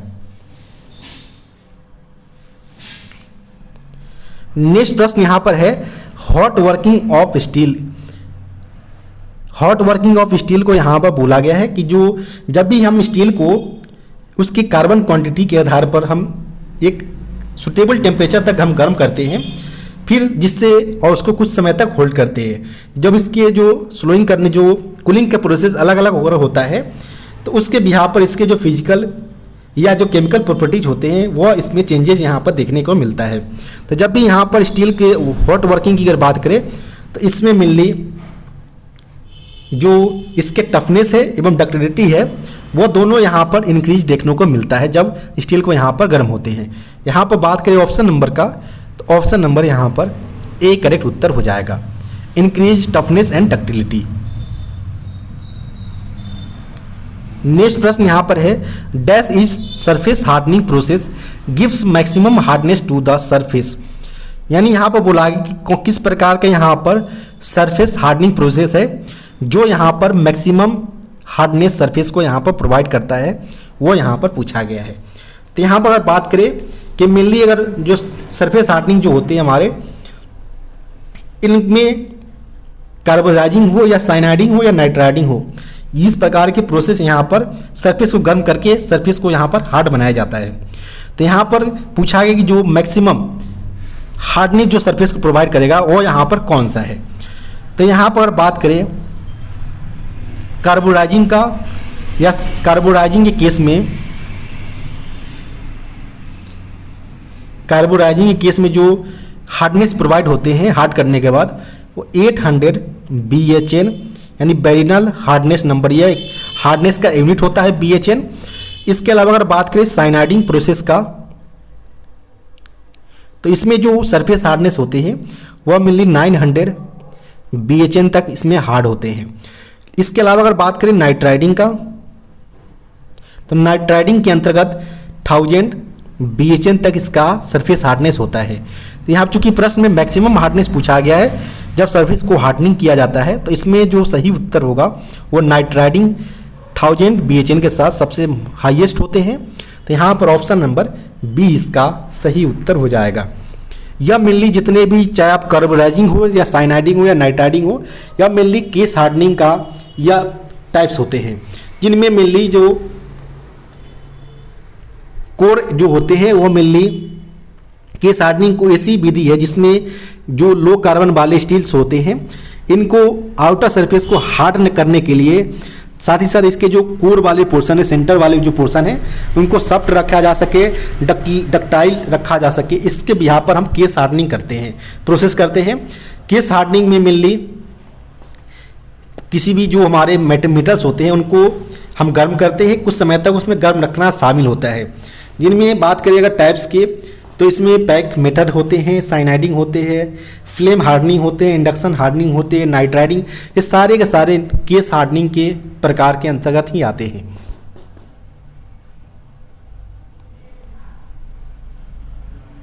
नेक्स्ट प्रश्न यहां पर बात करें, what is the purpose of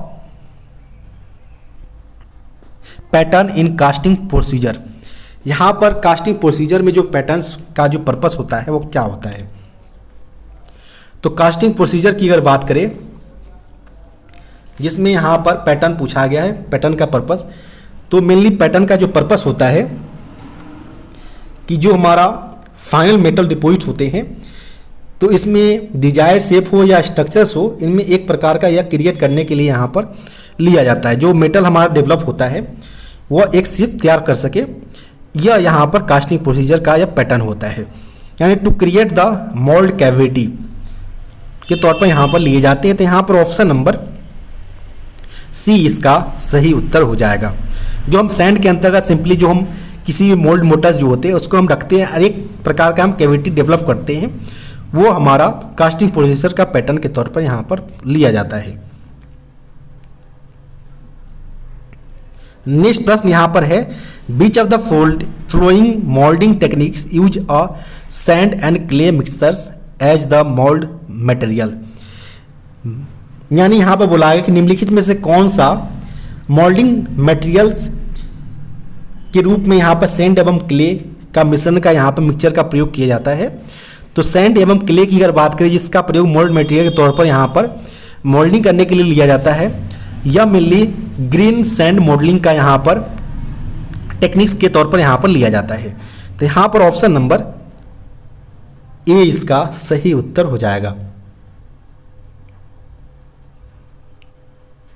next प्रश्न यहाँ पर है, the IS specification for natural moulding sand for use in foundries is.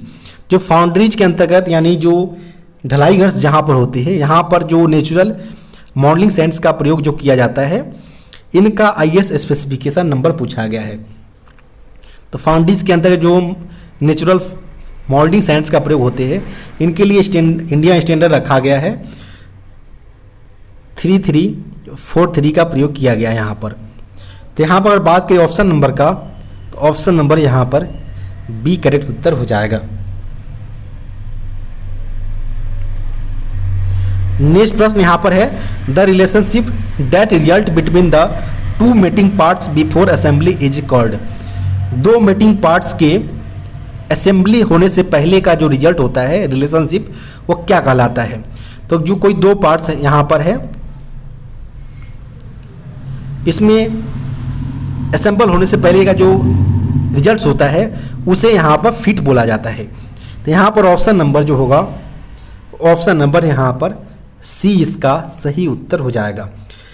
Fit भी यहाँ पर मेनली तीन प्रकार के होते हैं, एक क्लियरेंस फिट होता है, एक ट्रांजिशन फिट होता है, एवं थर्ड की अगर बात करें इंटरफ्रेंस फिट का, जिसका प्रयोग इंटरफ्रेंस जो फिट होते हैं, इसका प्रयोग हम एक्सल के ऊपर व्हील को माउंट करने के लिए यूज में लेते हैं।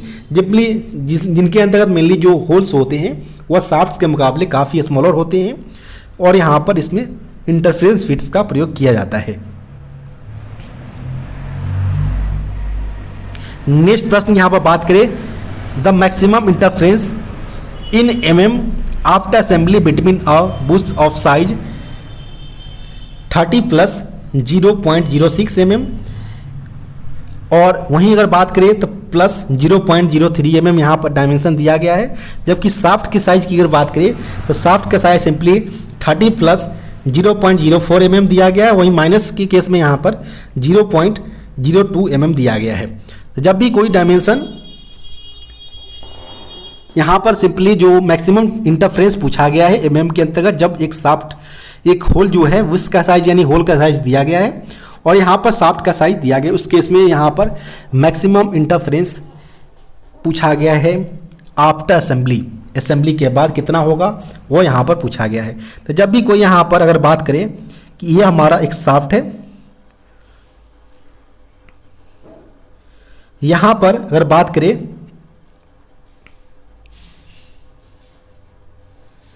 तो ये एक मैक्सिमम लिमिट के तौर पर यहाँ पर होता है और यहाँ पर ये मिनिमम लिमिट्स के तौर पर लिया जाता है। यानी मैक्सिमम लिमिट जब यह होल्स यह आपका होल वाले पार्ट्स है और यहाँ पर आपका ये शाफ्ट वाले पोर्शन है। शाफ्ट वाले पोर्शन की यहाँ पर अगर बात करें तो यहाँ से यहाँ तक जो लिमिट्स होता है वो आपका मैक्सिमम लिमिट्स होगा। और यहाँ पर अगर बात करें जो मिनिमम लिमिट्स की अगर बात करें तो मिनिमम लिमिट्स सिंपली ये वाले पोर्शन यहाँ पर मिनिमम लिमिट्स का होता है। चूंकि प्रश्न में पूछा गया है मैक्सिमम इंटरफेरेंस पूछा गया है, तो मैक्सिमम इंटरफेरेंस के लिए सिंपली हमें जो अपर लिमिट जो शाफ्ट का होगा और उसमें से लोअर लिमिट्स जो है हमारा होल का वो यहाँ पर घटाएंगे। यानी मैक्सिमम लिमिट जो शाफ्ट का होगा यहाँ तक और सिंपली जो होल का जो लोअर लिमिट्स होगा उसमें यहाँ पर घटाएंगे। तो यहाँ पर जो दिया गया है जो शाफ्ट का साइज जो यहाँ पर है वो दिया गया है मेनली जो अपर लिमिट्स है वो 30 प्लस में यहाँ पर है 0.04 mm दिया गया है। जबकि अगर बात करें होल का जो लोअर लिमिट्स है यहाँ पर है प्रश्न के अंतर्गत दिया गया है वह मेनली 30 प्लस 0.03 mm दिया गया है जो कि होल का लोअर लिमिट्स है। अब दोनों को जब आप घटाएंगे तो आपका जो निकल कर आएगा वह सिंपली 0.01 mm इसका निकल कर आएगा जो कि मैक्सिमम इंटरफेरेंस के केस में यहाँ पर होगा। तो यहाँ पर जो सही ऑप्शन दिया गया है वो ऑप्शन नंबर डी में दिया गया है। तो यहाँ पर ऑप्शन नंबर डी इसका सही उत्तर हो जाएगा। नेक्स्ट प्रश्न यहाँ पर है jigs are not used in, jigs का प्रयोग किस में नहीं किया जाता है। तो सबसे पहले आप जान लें कि जिग्स होता क्या है। तो जिग्स एक इस प्रकार का स्पेशल डिवाइस है। जब भी हम किसी प्रकार के मटेरियल का यहाँ पर प्रयोग करना पड़ता है मशीनिंग के लिए तो इसमें यह जो जिग्स जो पोर्शन है पार्ट्स है वो मेनली उस वर्कपीस को होल्ड करता है, सपोर्ट करता है, लोकेट करता है, साथ ही साथ उसको गाइड करने का भी काम करता है जब कटिंग टूल्स ऑपरेशन के दौरान होते हैं। तो उस दौरान यहाँ पर यह मेनली कटिंग टूल को यह ऑपरेट करता है, लोकेट करता है, वह होल्ड्स करता है, सारे फंक्शन करता है। तो यहाँ पर जिग्स के प्रयोग के अंतर्गत हमें ड्रिलिंग कर सकते हैं, बोरिंग कर सकते हैं, रीमिंग कर सकते हैं एवं टैपिंग भी कर सकते हैं इसके माध्यम से। तो यहाँ पर बोला है कि जिग्स का प्रयोग हम किस पर्पस के लिए नहीं कर सकते हैं, तो सिंपली हम माइलिंग के लिए हम नहीं करते हैं। तो यहाँ पर ऑप्शन नंबर सी इसका सही उत्तर हो जाएगा। इसके अलावा ड्रिलिंग हो, रीमिंग हो, टैपिंग हो, बोरिंग हो, सारे का प्रयोग जिग्स के माध्यम से किया जा सकता है। नेक्स्ट प्रश्न यहाँ पर है ए फिक्सर डज नॉट, एक फिक्सर में सिंपली किसी भी जो वर्किंग टूल्स जो होते हैं उनको सिंपली लोकेट एवं होल्ड्स किया जा सकता है, गाइड नहीं किया जा सकता है फिक्सर के माध्यम से। केवल और केवल जिग के माध्यम से हम तीनों काम कर सकते हैं, चाहे होल्ड करना हो, लोकेट करना हो या गाइड करना हो, या जिग के माध्यम से किया जाता है। जबकि फिक्स के माध्यम से केवल और केवल लोकेट एवं होल्ड किया जा सकता है, गाइड नहीं किया जा सकता है। वही प्रश्न पूछा गया कि कौन सा यहाँ पर नहीं किया जा सकता, तो यह टूल को गाइड नहीं कर सकते हैं। यहाँ पर ऑप्शन नंबर सी इसका सही उत्तर हो जाएगा। नेक्स्ट प्रश्न यहाँ पर है इन स्लोटिंग ऑपरेशन, स्लोटिंग ऑपरेशंस में यहाँ पर बोला गया कि स्लोटिंग जो ऑपरेशंस होते हैं सिंपली आप मशीन शॉप के अंतर्गत यहाँ पर इस प्रकार की आप ऑब्जेक्ट देखने को मिलता होगा, जिनमें जो टूल्स होते हैं वह मेनली वर्टिकली डायरेक्शंस में मूव करते हैं, इस प्रकार से वर्टिकली डायरेक्शंस में मूव करते हैं। लेकिन जो इसमें जो जॉब्स लगा होता है वह मेनली स्टेशनरी कंडीशन में होता है। तो यहाँ पर जो पूछा गया स्लोटिंग ऑपरेशन के दौरान होता क्या है, तो जॉब जो है जिस पर हमें काम करना वो स्टेशनरी ऑब्जेक्ट में होते हैं, जबकि इसमें लगा जो टूल्स होते हैं वो वर्टिकल डायरेक्शन में मूवमेंट करते हैं। तो यहाँ पर सिंपली जो होगा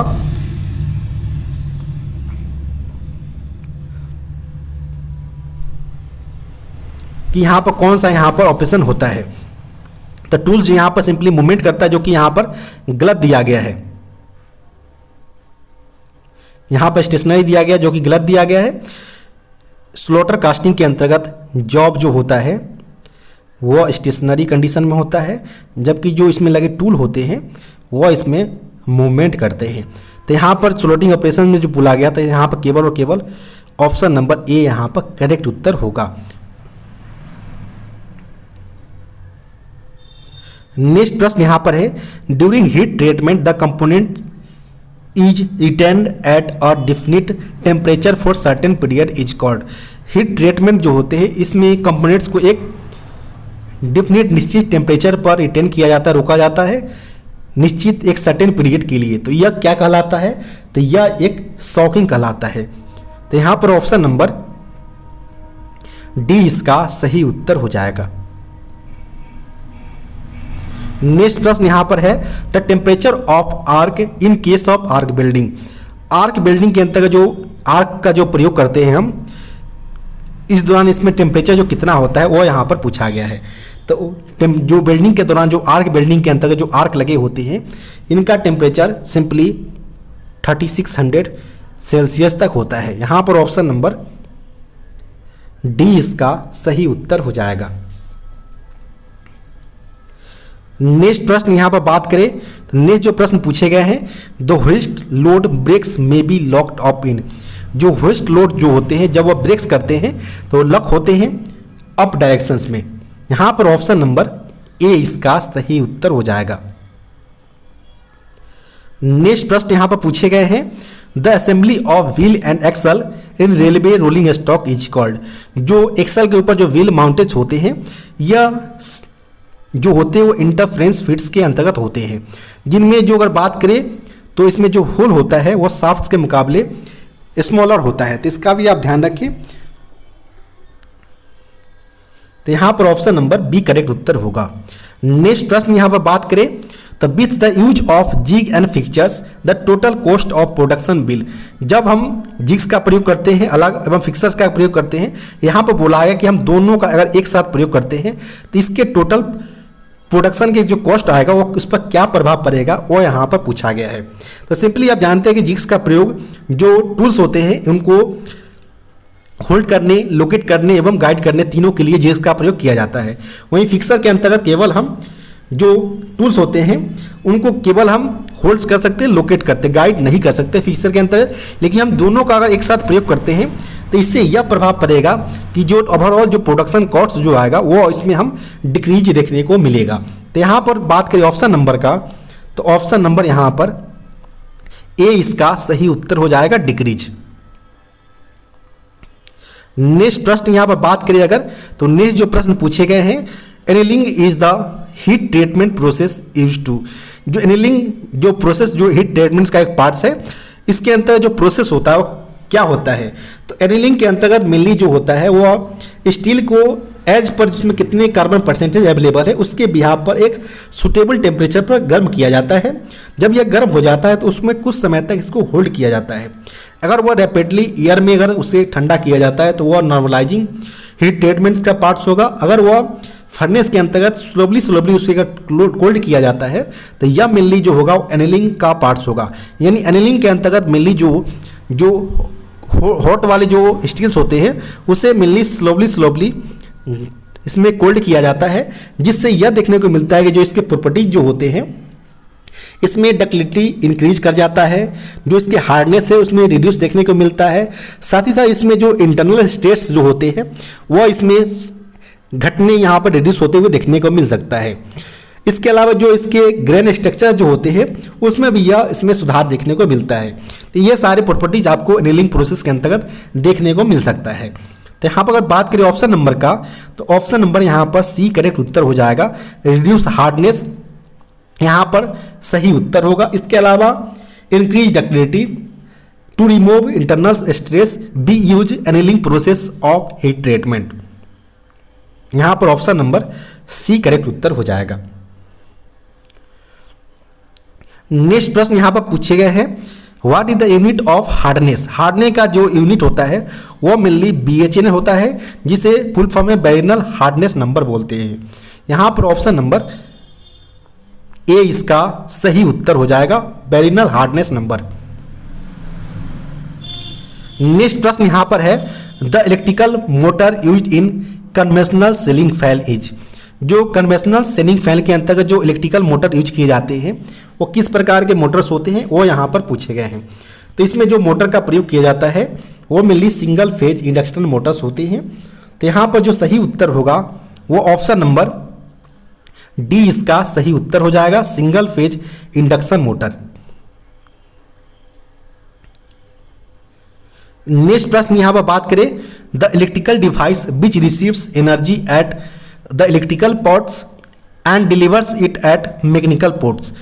इस प्रकार के यहाँ पर डिवाइस पूछा गया, इलेक्ट्रिकल डिवाइस जिसमें एनर्जी तो रिसीव होता है इलेक्ट्रिकल फॉर्म में जबकि वो डिलीवर करता है मैकेनिकल फॉर्म में। तो यह एक प्रकार का इलेक्ट्रिकल मोटर्स होता है जो सिंपली इलेक्ट्रिकल एनर्जी को मैकेनिकल एनर्जी में कन्वर्ट करने का काम करता है। तो यहाँ पर ऑप्शन नंबर सी इसका सही उत्तर हो जाएगा। नेक्स्ट प्रश्न यहाँ पर पूछे गए हैं in an ideal diode when voltage is applied reverse biased it act like. यानी यहाँ पर बोला है कोई एक आइडियल डायोड है। यहाँ पर हम एक आइडियल डायोड का यहाँ पर एग्जांपल लेंगे। तो सिंपली यहाँ पर एक ये हमारा पॉजिटिव टर्मिनल है, वहाँ पर हमारा नेगेटिव टर्मिनल है। यहाँ पर वोल्टेज यहाँ पर अप्लाइड किए जाते हैं मगर डायोड के माध्यम से। अब यहाँ पर बोला है कि आइडियल डायोड के अंतर्गत वोल्टेज को अप्लाई किया जाता है रिवर्स बाइस्ड कंडीशन में। तो इसमें यह जो एक्ट करेगा बिहेव करेगा वो एक इंसुलेटर के तौर पर बिहेव करेगा जिसमें जो हमारा सप्लाई है वो मेनली जो इसमें अंतर्गत जो करंट सप्लाई होगा वो मेनली जीरो यानी कोई भी यहाँ पर ट्रांसमिट नहीं होगा। यह एक प्रकार का ओपन स्विच को रिप्रेजेंट करेगा, इंसुलेटर के फॉर्म में यहाँ पर काम करेगा। यहाँ पर ऑप्शन नंबर बी इसका सही उत्तर हो जाएगा। नेक्स्ट प्रश्न यहाँ पर है which engine is more economical and compact. जो 4 इंजन यहाँ पर बताए गए हैं ऑप्शंस में, रेडिया इंजन हो या अपोज इंजन हो, वी इंजन हो, इसमें से बोला है कि कौन सा इसमें से मोर इकोनॉमिकल एवं कॉम्पैक्ट यहाँ पर इंजन का प्रकार है। तो इसमें यहाँ जो सही जो उत्तर होगा वो मेनली वी इंजन होगा। वी इंजन एक प्रकार का मोर इकोनॉमिकल एवं कॉम्पैक्ट होते हैं जिनमें अगर बात करें तो जो सिलेंडर का जो अरेंजमेंट होता है वह मेनली वी के फॉर्म में होता है, मेनली वी के फॉर्म में होता है। इसके अंदर जो एंगल बनते हैं वो 60 डिग्री का होता है, यानी जो सिलेंडर का जो एंगल्स होते हैं वो 60 डिग्री का होता है। और यह एक अरेंजमेंट सिलेंडर का वह वी शेप के फॉर्म में यहाँ पर देखने को मिलता है। तो यहाँ पर बात करें जो कि इकोनॉमिकल एवं कॉम्पैक्ट होते हैं, यहाँ पर ऑप्शन नंबर सी इसका सही उत्तर हो जाएगा। इसके अलावा जो रेडिया इंजन की यहाँ पर बात किया जा रहा है, रेडिया इंजन जो होते हैं इसमें जो सिलेंडर का अरेंजमेंट होता है वह मेनली 90 डिग्री पर यहाँ पर सिलेंडर का अरेंजमेंट होता है। और इसमें जो यह एक हाई डेंसिटी वाले हाई रिजिडिटी वाले जो यहाँ पर इंजन होते हैं जिनमें जो इंजन का स्पीड होता है वो हाई होता है, साथ ही साथ इसमें कंबसन प्रेशर जो होते हैं वो हाई होते हैं। तो इस प्रकार के इंजन का जो प्रयोग होता है वो मेनली एरोप्लेन के अंतर्गत यहाँ पर देखने को मिलता है। रेडियल इंजन का प्रयोग एरोप्लेन के अंतर्गत किए जाते हैं। नेक्स्ट प्रश्न यहाँ पर बात करें which help in automatically shutting down the motor when the receiver reach the factory set limits. यानी यहाँ पर बोला गया है कि निम्नलिखित में से क्या हेल्प करता है ऑटोमेटिकली शटिंग डाउन मोटर जब रिसीवर रीच करता है अपने एक फैक्ट्री सेट लिमिट्स पर। तो वह मेनली प्रेशर स्विच जो होते हैं वो ऑटोमेटिकली रूप से मोटर को यहाँ पर शट डाउन कर देते हैं, बंद कर देते हैं। जो यहाँ पर फैक्ट्री द्वारा एक रिसीवर जो सेट लिमिट्स होता है पहले से उस पर अगर रीच करता है तो ऑटोमेटिक रूप से प्रेशर स्विच उसको बंद कर देता है यहाँ पर। तो यहाँ पर अगर बात करें ऑप्शन नंबर का तो ऑप्शन नंबर यहाँ पर बी इसका सही उत्तर हो जाएगा। नेक्स्ट प्रश्न यहाँ पर है the current emission standard for road vehicle in India. वर्तमान में भारत के अंतर्गत जो अभी वाहनों के लिए सड़क वाहनों के लिए जो उत्सर्जन मानक रखा गया है इमिशन स्टैंडर्ड वो कौन सा रखा गया तो वह मेनली BS6 रखा गया है। BS यानी भारत स्टेज यहाँ पर इसका फुल फॉर्म होता है BS का और 6 जनरेशन का यहाँ पर है। तो इसका प्रयोग अभी करंट में यहाँ पर इमिशन स्टैंडर्ड रखा गया है रोड व्हीकल्स के लिए, चाहे वो जितने भी प्रकार के व्हीकल्स इंक्लूडिंग 2 एवं 3 व्हीलर्स के लिए। तो यहाँ पर ऑप्शन नंबर डी इसका सही उत्तर हो जाएगा। नेक्स्ट प्रश्न यहाँ पर है, a diesel engine has combustion ratio from dash. जो एक डीजल इंजन होते हैं तो डीजल इंजन में यहाँ पर कंप्रेशन रेशियो पूछा गया है। तो डीजल इंजन का जो कंप्रेसर रेशियो होता है वह 15 से लेकर 20 के रेस्पेक्ट में यहाँ पर देखने को मिलता है।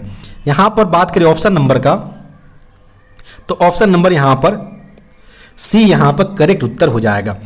यह डीजल इंजन के लिए कंप्रेशन रेशियो होता है। वहीं अगर बात करें पेट्रोल इंजन की, तो पेट्रोल इंजन का जो कंप्रेशन जो रेशियो होता है वह मेनली 6 से लेकर 10 के रेशियो में यहाँ पर देखने को मिलता है। नेक्स्ट प्रश्न यहाँ पर है, in a 4 stroke IC and internal combustion engine cam shaft speed is the dash the crank shaft speed. जो आप डीजल इंजन जो होते हैं, चाहे जो इंटरनल कंबशन जो इंजन होते हैं, इनमें 2 मेनली मूवमेंट्स होते हैं, एक कैम सॉफ्ट होता है, क्रैंक सॉफ्ट होता है। कैम सॉफ्ट ऊपर वाले पोर्शन में होते हैं और जो नीचे जो बॉटम BDC वाले जो पोर्शन होते हैं उसे हम क्रैंक सॉफ्ट बोलते हैं। जब यहाँ पर बोला गया कि 4 स्ट्रोक इंजन के अंतर्गत जो कैम सॉफ्ट का स्पीड पूछा गया है रिस्पेक्ट क्रैंक सॉफ्ट के स्पीड के रिस्पेक्ट में, तो जब भी यहाँ पर कैम सॉफ्ट को मेनली क्रैंक सॉफ्ट के यहाँ पर ड्राइव किया जाता है। क्रैंक सॉफ्ट जो मेनली होते हैं जब यहाँ पर 2 रेवोल्यूशन यहाँ पर लगाते हैं तब जाकर यहाँ पर एक बार यहाँ पर वाल्व यहाँ पर ओपन होता है।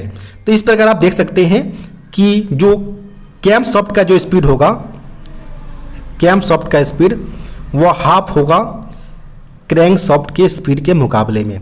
तो इस प्रकार आप ध्यान रखते हैं 2 रेवोल्यूशन जब होता है क्रैंक सॉफ्ट का तो उसमें एक बार यहाँ पर कैम सॉफ्ट का वाल्व खुलता है यहाँ पर। तो यहाँ पर सिंपली हाफ स्पीड यहाँ पर होगा respect to crank shaft. Option number यहाँ पर सी इसका सही उत्तर हो जाएगा। नेक्स्ट प्रश्न यहाँ पर है, for encashment of leave salary minimum leave balance should be dash days. यहाँ पर बोला है कि कोई कर्मचारी अपने लीव यानी लीव ऑन एवरेज पे LAP का अगर इनकैशमेंट कराता है तो उसके बाद उसके अकाउंट में कितना LAP होना चाहिए, उसके बाद ही वह इनकैशमेंट करा सकता है।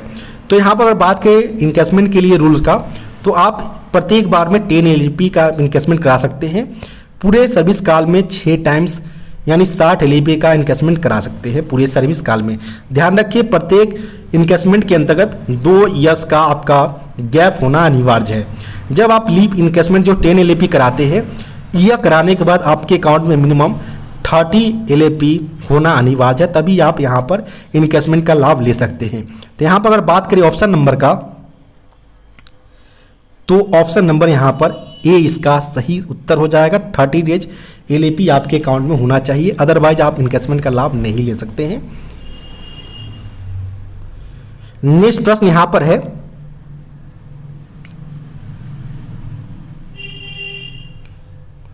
Paternity leave can be granted with in 10 month of child birth. Child birth के कितने महीने के अंतर्गत पैटर्निटी लीव जो मेल कर्मचारी को प्रोवाइड करवाया जाता है वह मेनली 2 सर्वाइविंग चिल्ड्रेन तक प्रोवाइड करवाया जाता है। और इसमें पैटर्निटी लीव में प्रत्येक केस में यहाँ पर 15 डेज का पैटर्निटी लीव प्रोवाइड करवाया जाता है मेल रेलवे कर्मचारी को। ये आपको with in 6 month of birth of child के केस में आपको लेना पड़ता है, अदरवाइज इस प्रकार के लीव को लैप्स कर दिया जाता है। यहाँ पर ऑप्शन नंबर की अगर बात करें तो ऑप्शन नंबर यहाँ पर बी इसका सही उत्तर हो जाएगा। नेक्स्ट प्रश्न यहाँ पर है, PCO स्टैंड्स फॉर। PCO का यहाँ पर अर्थ पूछा गया है क्या होगा। तो PCO का यहाँ पर अर्थ होता है प्रोडक्शन कंट्रोल ऑर्गेनाइजेशन होता है, जो कि CWM के द्वारा यहाँ पर हेड किए जाते हैं। और जिसकी अगर बात करें जो CWM को असिस्ट किए जाते हैं प्रोडक्शन इंजीनियर यानी PE के माध्यम से असिस्टेड किए जाते हैं। तो यहाँ पर अगर बात करें ऑप्शन नंबर का, तो ऑप्शन नंबर यहाँ पर बी इसका सही उत्तर हो जाएगा। प्रोडक्शन कंट्रोल ऑर्गेनाइजेशन जो कि PCO का अर्थ होता है, जिसको हेड किए जाते हैं CWM यानी चीफ वर्कशॉप मैनेजर्स के द्वारा हेड किए जाते हैं। नेक्स्ट प्रश्न यहाँ पर बात करें तो IREPS का अर्थ यहाँ पर पूछा गया है। तो IREPS की अगर बात करें तो Indian railway electronic procurement system होता है। तो यहाँ पर जो सही उत्तर होगा वो ऑप्शन नंबर ए इसका सही उत्तर हो जाएगा, Indian railway e procurement system, जिसके माध्यम से ये एक प्रकार का वेब पोर्टल है जिसके माध्यम से किसी प्रकार का गुड्स को प्रोक्योरमेंट करना हो, वर्क्स या सर्विसेज का प्रोक्योरमेंट करना हो, इसके अलावा मटेरियल को सेल्स करना हो, किसी भी एसेट्स को लीज पर देना हो सर्विसेज को, या वेंडर अप्रूवल हो, या मटेरियल इंस्पेक्शंस हो, इस सारे IREPS यानी इंडियन रेलवे ई प्रोक्योरमेंट के माध्यम से यह सारे प्रोसेस यहाँ पर देखने को मिलता है। नेक्स्ट प्रश्न यहाँ पर पूछे गए हैं IDN स्टैंड्स फॉर। IDN का यहाँ पर अर्थ होता है इनिशियल डिमांड नोट होता है। यहाँ पर ऑप्शन नंबर C इसका सही उत्तर हो जाएगा। नेक्स्ट प्रश्न यहाँ पर है what is the full form of DSC। DSC का फुल फॉर्म होता है डिजिटल सिग्नेचर सर्टिफिकेट होता है। यहाँ पर बात करें ऑप्शन नंबर का, तो ऑप्शन नंबर यहाँ पर C इसका सही उत्तर हो जाएगा। नेक्स्ट प्रश्न यहाँ पर बात करें, पूछे गए हैं ISO 45001 इज रिलेटेड टू। जो ISO 45001 जो किससे संबंध रखता है वो यहाँ पर पूछा गया है। तो 45001 की अगर बात करें तो वह मेनली OHSAS यानी occupational health and safety management system से यह बिलोंग करता है। यहाँ पर ऑप्शन नंबर A इसका सही उत्तर हो जाएगा। यह मेनली OHSAS से यह बिलोंग करता है।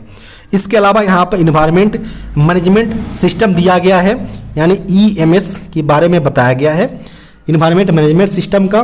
तो यह मेनली ISO 14001 को यह रिप्रेजेंट करता है। इसके अलावा एनर्जी मैनेजमेंट सिस्टम EMS, इसको भी शॉर्ट फॉर्म में लिखते हैं, और एनर्जी मैनेजमेंट सिस्टम के लिए सिंपली 50,001 यहाँ पर ISO के फॉर्म में लिया जाता है। इसके अलावा लास्ट में क्वालिटी मैनेजमेंट सिस्टम दिया गया, जिसे शॉर्ट फॉर्म में QMS से हम डिनोट करते हैं, और इसके लिए जो ISO फॉर्म में लिया जाता है क्वालिटी मैनेजमेंट सिस्टम के लिए, यह सिंपली 9001 का प्रयोग यहाँ पर किया जाता है। तो इस प्रकार आप सारे ISO स्टैंडर्ड्स को याद रख सकते हैं। यहाँ से एक न एक प्रश्न एग्जाम में अवश्य देखने को मिलता है।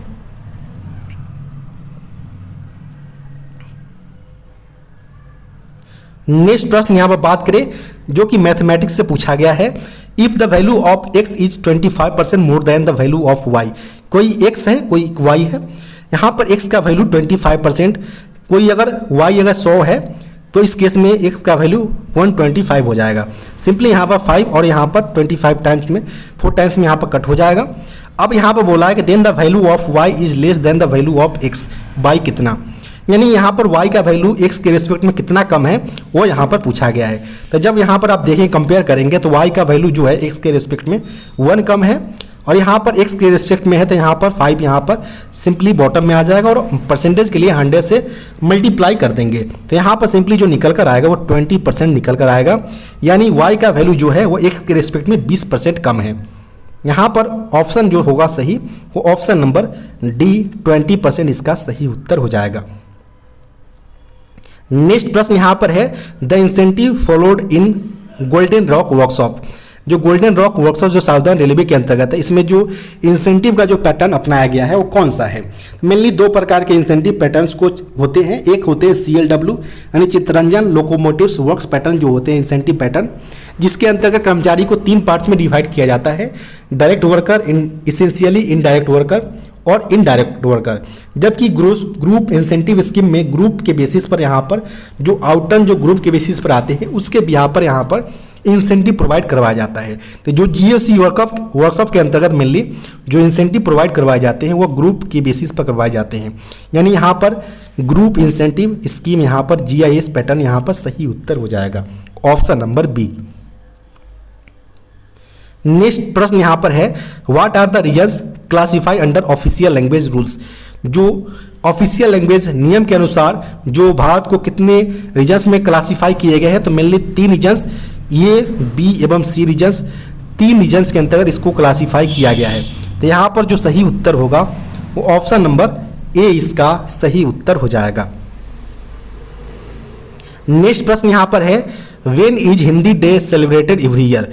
प्रत्येक वर्ष हिंदी दिवस कब मनाया जाता है, तो प्रत्येक वर्ष हिंदी दिवस 14 सितंबर को मनाए जाते हैं, क्योंकि इसी दिन 14 सितंबर 1949 को हिंदी को एज ऑफिशियल लैंग्वेज और स्क्रिप्ट के तौर पर देवनागरी स्क्रिप्ट को आर्टिकल 343 के 1 के अंतर्गत इसको एडॉप्ट किए गए थे। नेक्स्ट प्रश्न यहाँ पर है, how many language are enlisted in the 8th rules of the constitution, यानी जो भारतीय संविधान की जो 8वीं अनुसूची में जो लैंग्वेज इनलिस्टेड किए गए हैं, अभी शामिल किए गए वर्तमान में, वो 22 लैंग्वेज 22 लैंग्वेज को शामिल किए गए हैं, जिसमें से एकमात्र जो फॉरेन लैंग्वेज है वो नेपाली लैंग्वेज, फॉरेन लैंग्वेज को यहाँ पर शामिल किया गया है। इसके अलावा आपसे यहाँ पर ये भी पूछा जा सकता है कि जो अरुणाचल प्रदेश का जो लैंग्वेज है वो अंग्रेजी है, यहाँ पर इंग्लिश है, तो उसको भी आप ध्यान रखें। यहाँ पर ऑप्शन नंबर बी करेक्ट उत्तर हो जाएगा। नेक्स्ट प्रश्न यहाँ पर है, when was the official language rules passed. Official language rules यानी राजभाषा नियम, ध्यान रखिए यहाँ पर एक्ट की बात नहीं किया जा रहा है, रूल्स की बात किया जा रहा है। तो इसको कब लाया गया था, तो यह मिली 17 जुलाई 1976 को लाया गया था, पारित किया गया था। इसमें टोटल 12 रूल्स के बारे में यहाँ पर बताए गए हैं। इसके अंतर्गत यहाँ पर जो सही उत्तर होगा वो ऑप्शन नंबर डी इसका सही उत्तर हो जाएगा। नेक्स्ट प्रश्न यहां पर है, as per the constitution who translates the statutory rules regulation and orders. संविधान के अनुसार स्टैट्यूटरी रूल्स जो है, रेगुलेशंस एवं जो ऑर्डर्स है वो कौन ट्रांसलेट करता है, तो वह मेनली लॉ मिनिस्ट्री के द्वारा यह ट्रांसलेट किए जाते हैं। यहां पर ऑप्शन नंबर बी इसका सही उत्तर हो जाएगा। नेक्स्ट प्रश्न यहां पर है, who was the chairman of the parliamentary committee on official language constituted in the 1976। 1976 के अंतर्गत जो पार्लियामेंट्री संसदीय कमेटी बनाए गए थे ऑफिशियल लैंग्वेज के ऊपर, इनका चेयरमैन कौन था। तो उस समय जो बनाए गए थे संविधान पार्लियामेंट्री कमेटी, इनके चेयरमैन ओम मेहता को यहाँ पर बनाया गया था, ओम मेहता को, क्योंकि उस समय वो होम मिनिस्टर के तौर पर थे। तो यहाँ पर ऑप्शन नंबर डी इसका सही उत्तर हो जाएगा, क्योंकि पार्लियामेंट्री कमेटी के जो चेयरमैन होते हैं वो उस जिस समय इसको कंस्टिट्यूट किए जाते हैं उस समय जो भी होम मिनिस्टर होंगे वो इसके चेयरमैन होते हैं। और इसके अंतर्गत टोटल जो मेंबर्स होते हैं वो 30 मेंबर्स होते हैं, जिनमें से 20 मेंबर्स लोकसभा से आते हैं और 10 मेंबर्स जो होते हैं वो राज्यसभा से यहाँ पर शामिल किए जाते हैं।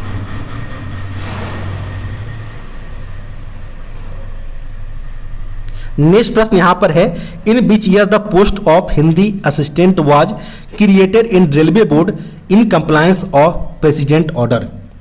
यानी यहां पर बोला गया है कि प्रेसिडेंट ऑर्डर के कंप्लायंस के बिहाफ पर रेलवे बोर्ड में जो हिंदी असिस्टेंट्स का जो पोस्ट क्रिएट किया गया किस वर्ष किया गया है वो यहाँ पर पूछा गया है।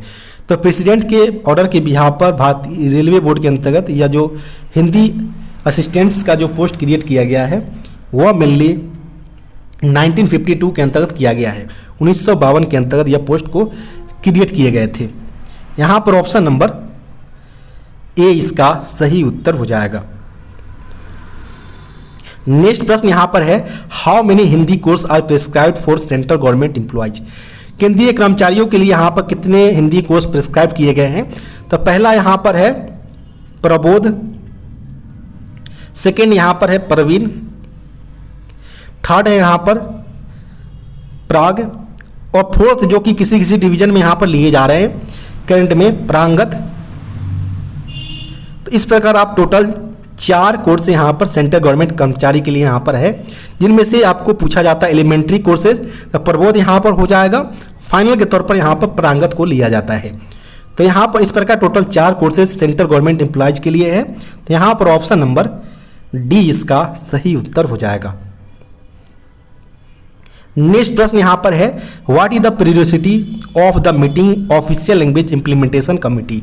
जो OLIC official language implementation committee का जो आवधिकता है कंडक्ट कराने का, वो कितने अंतराल पर कराए जाते हैं।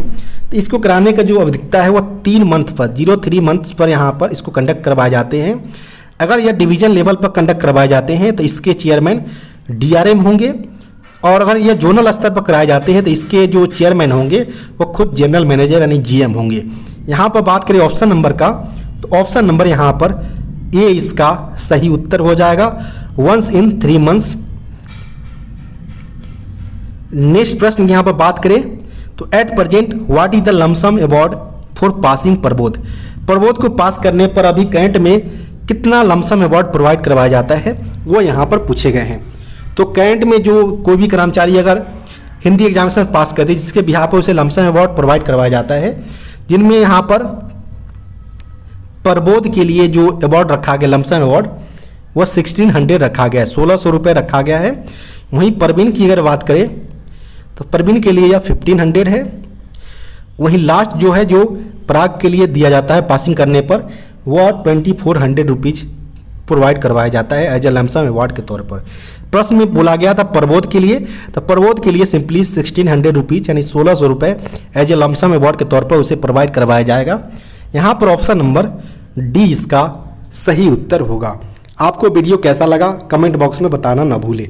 साथ ही साथ वीडियो को लाइक एवं चैनल को सब्सक्राइब करना ना भूलें। अगर आपके पास भी कोई ऐसा पेपर है जिसका आप सॉल्यूशन चाहते हो तो डिस्क्रिप्शन बॉक्स में दिए गए व्हाट्सएप नंबर पर अपना पेपर भेज सकते हैं। धन्यवाद।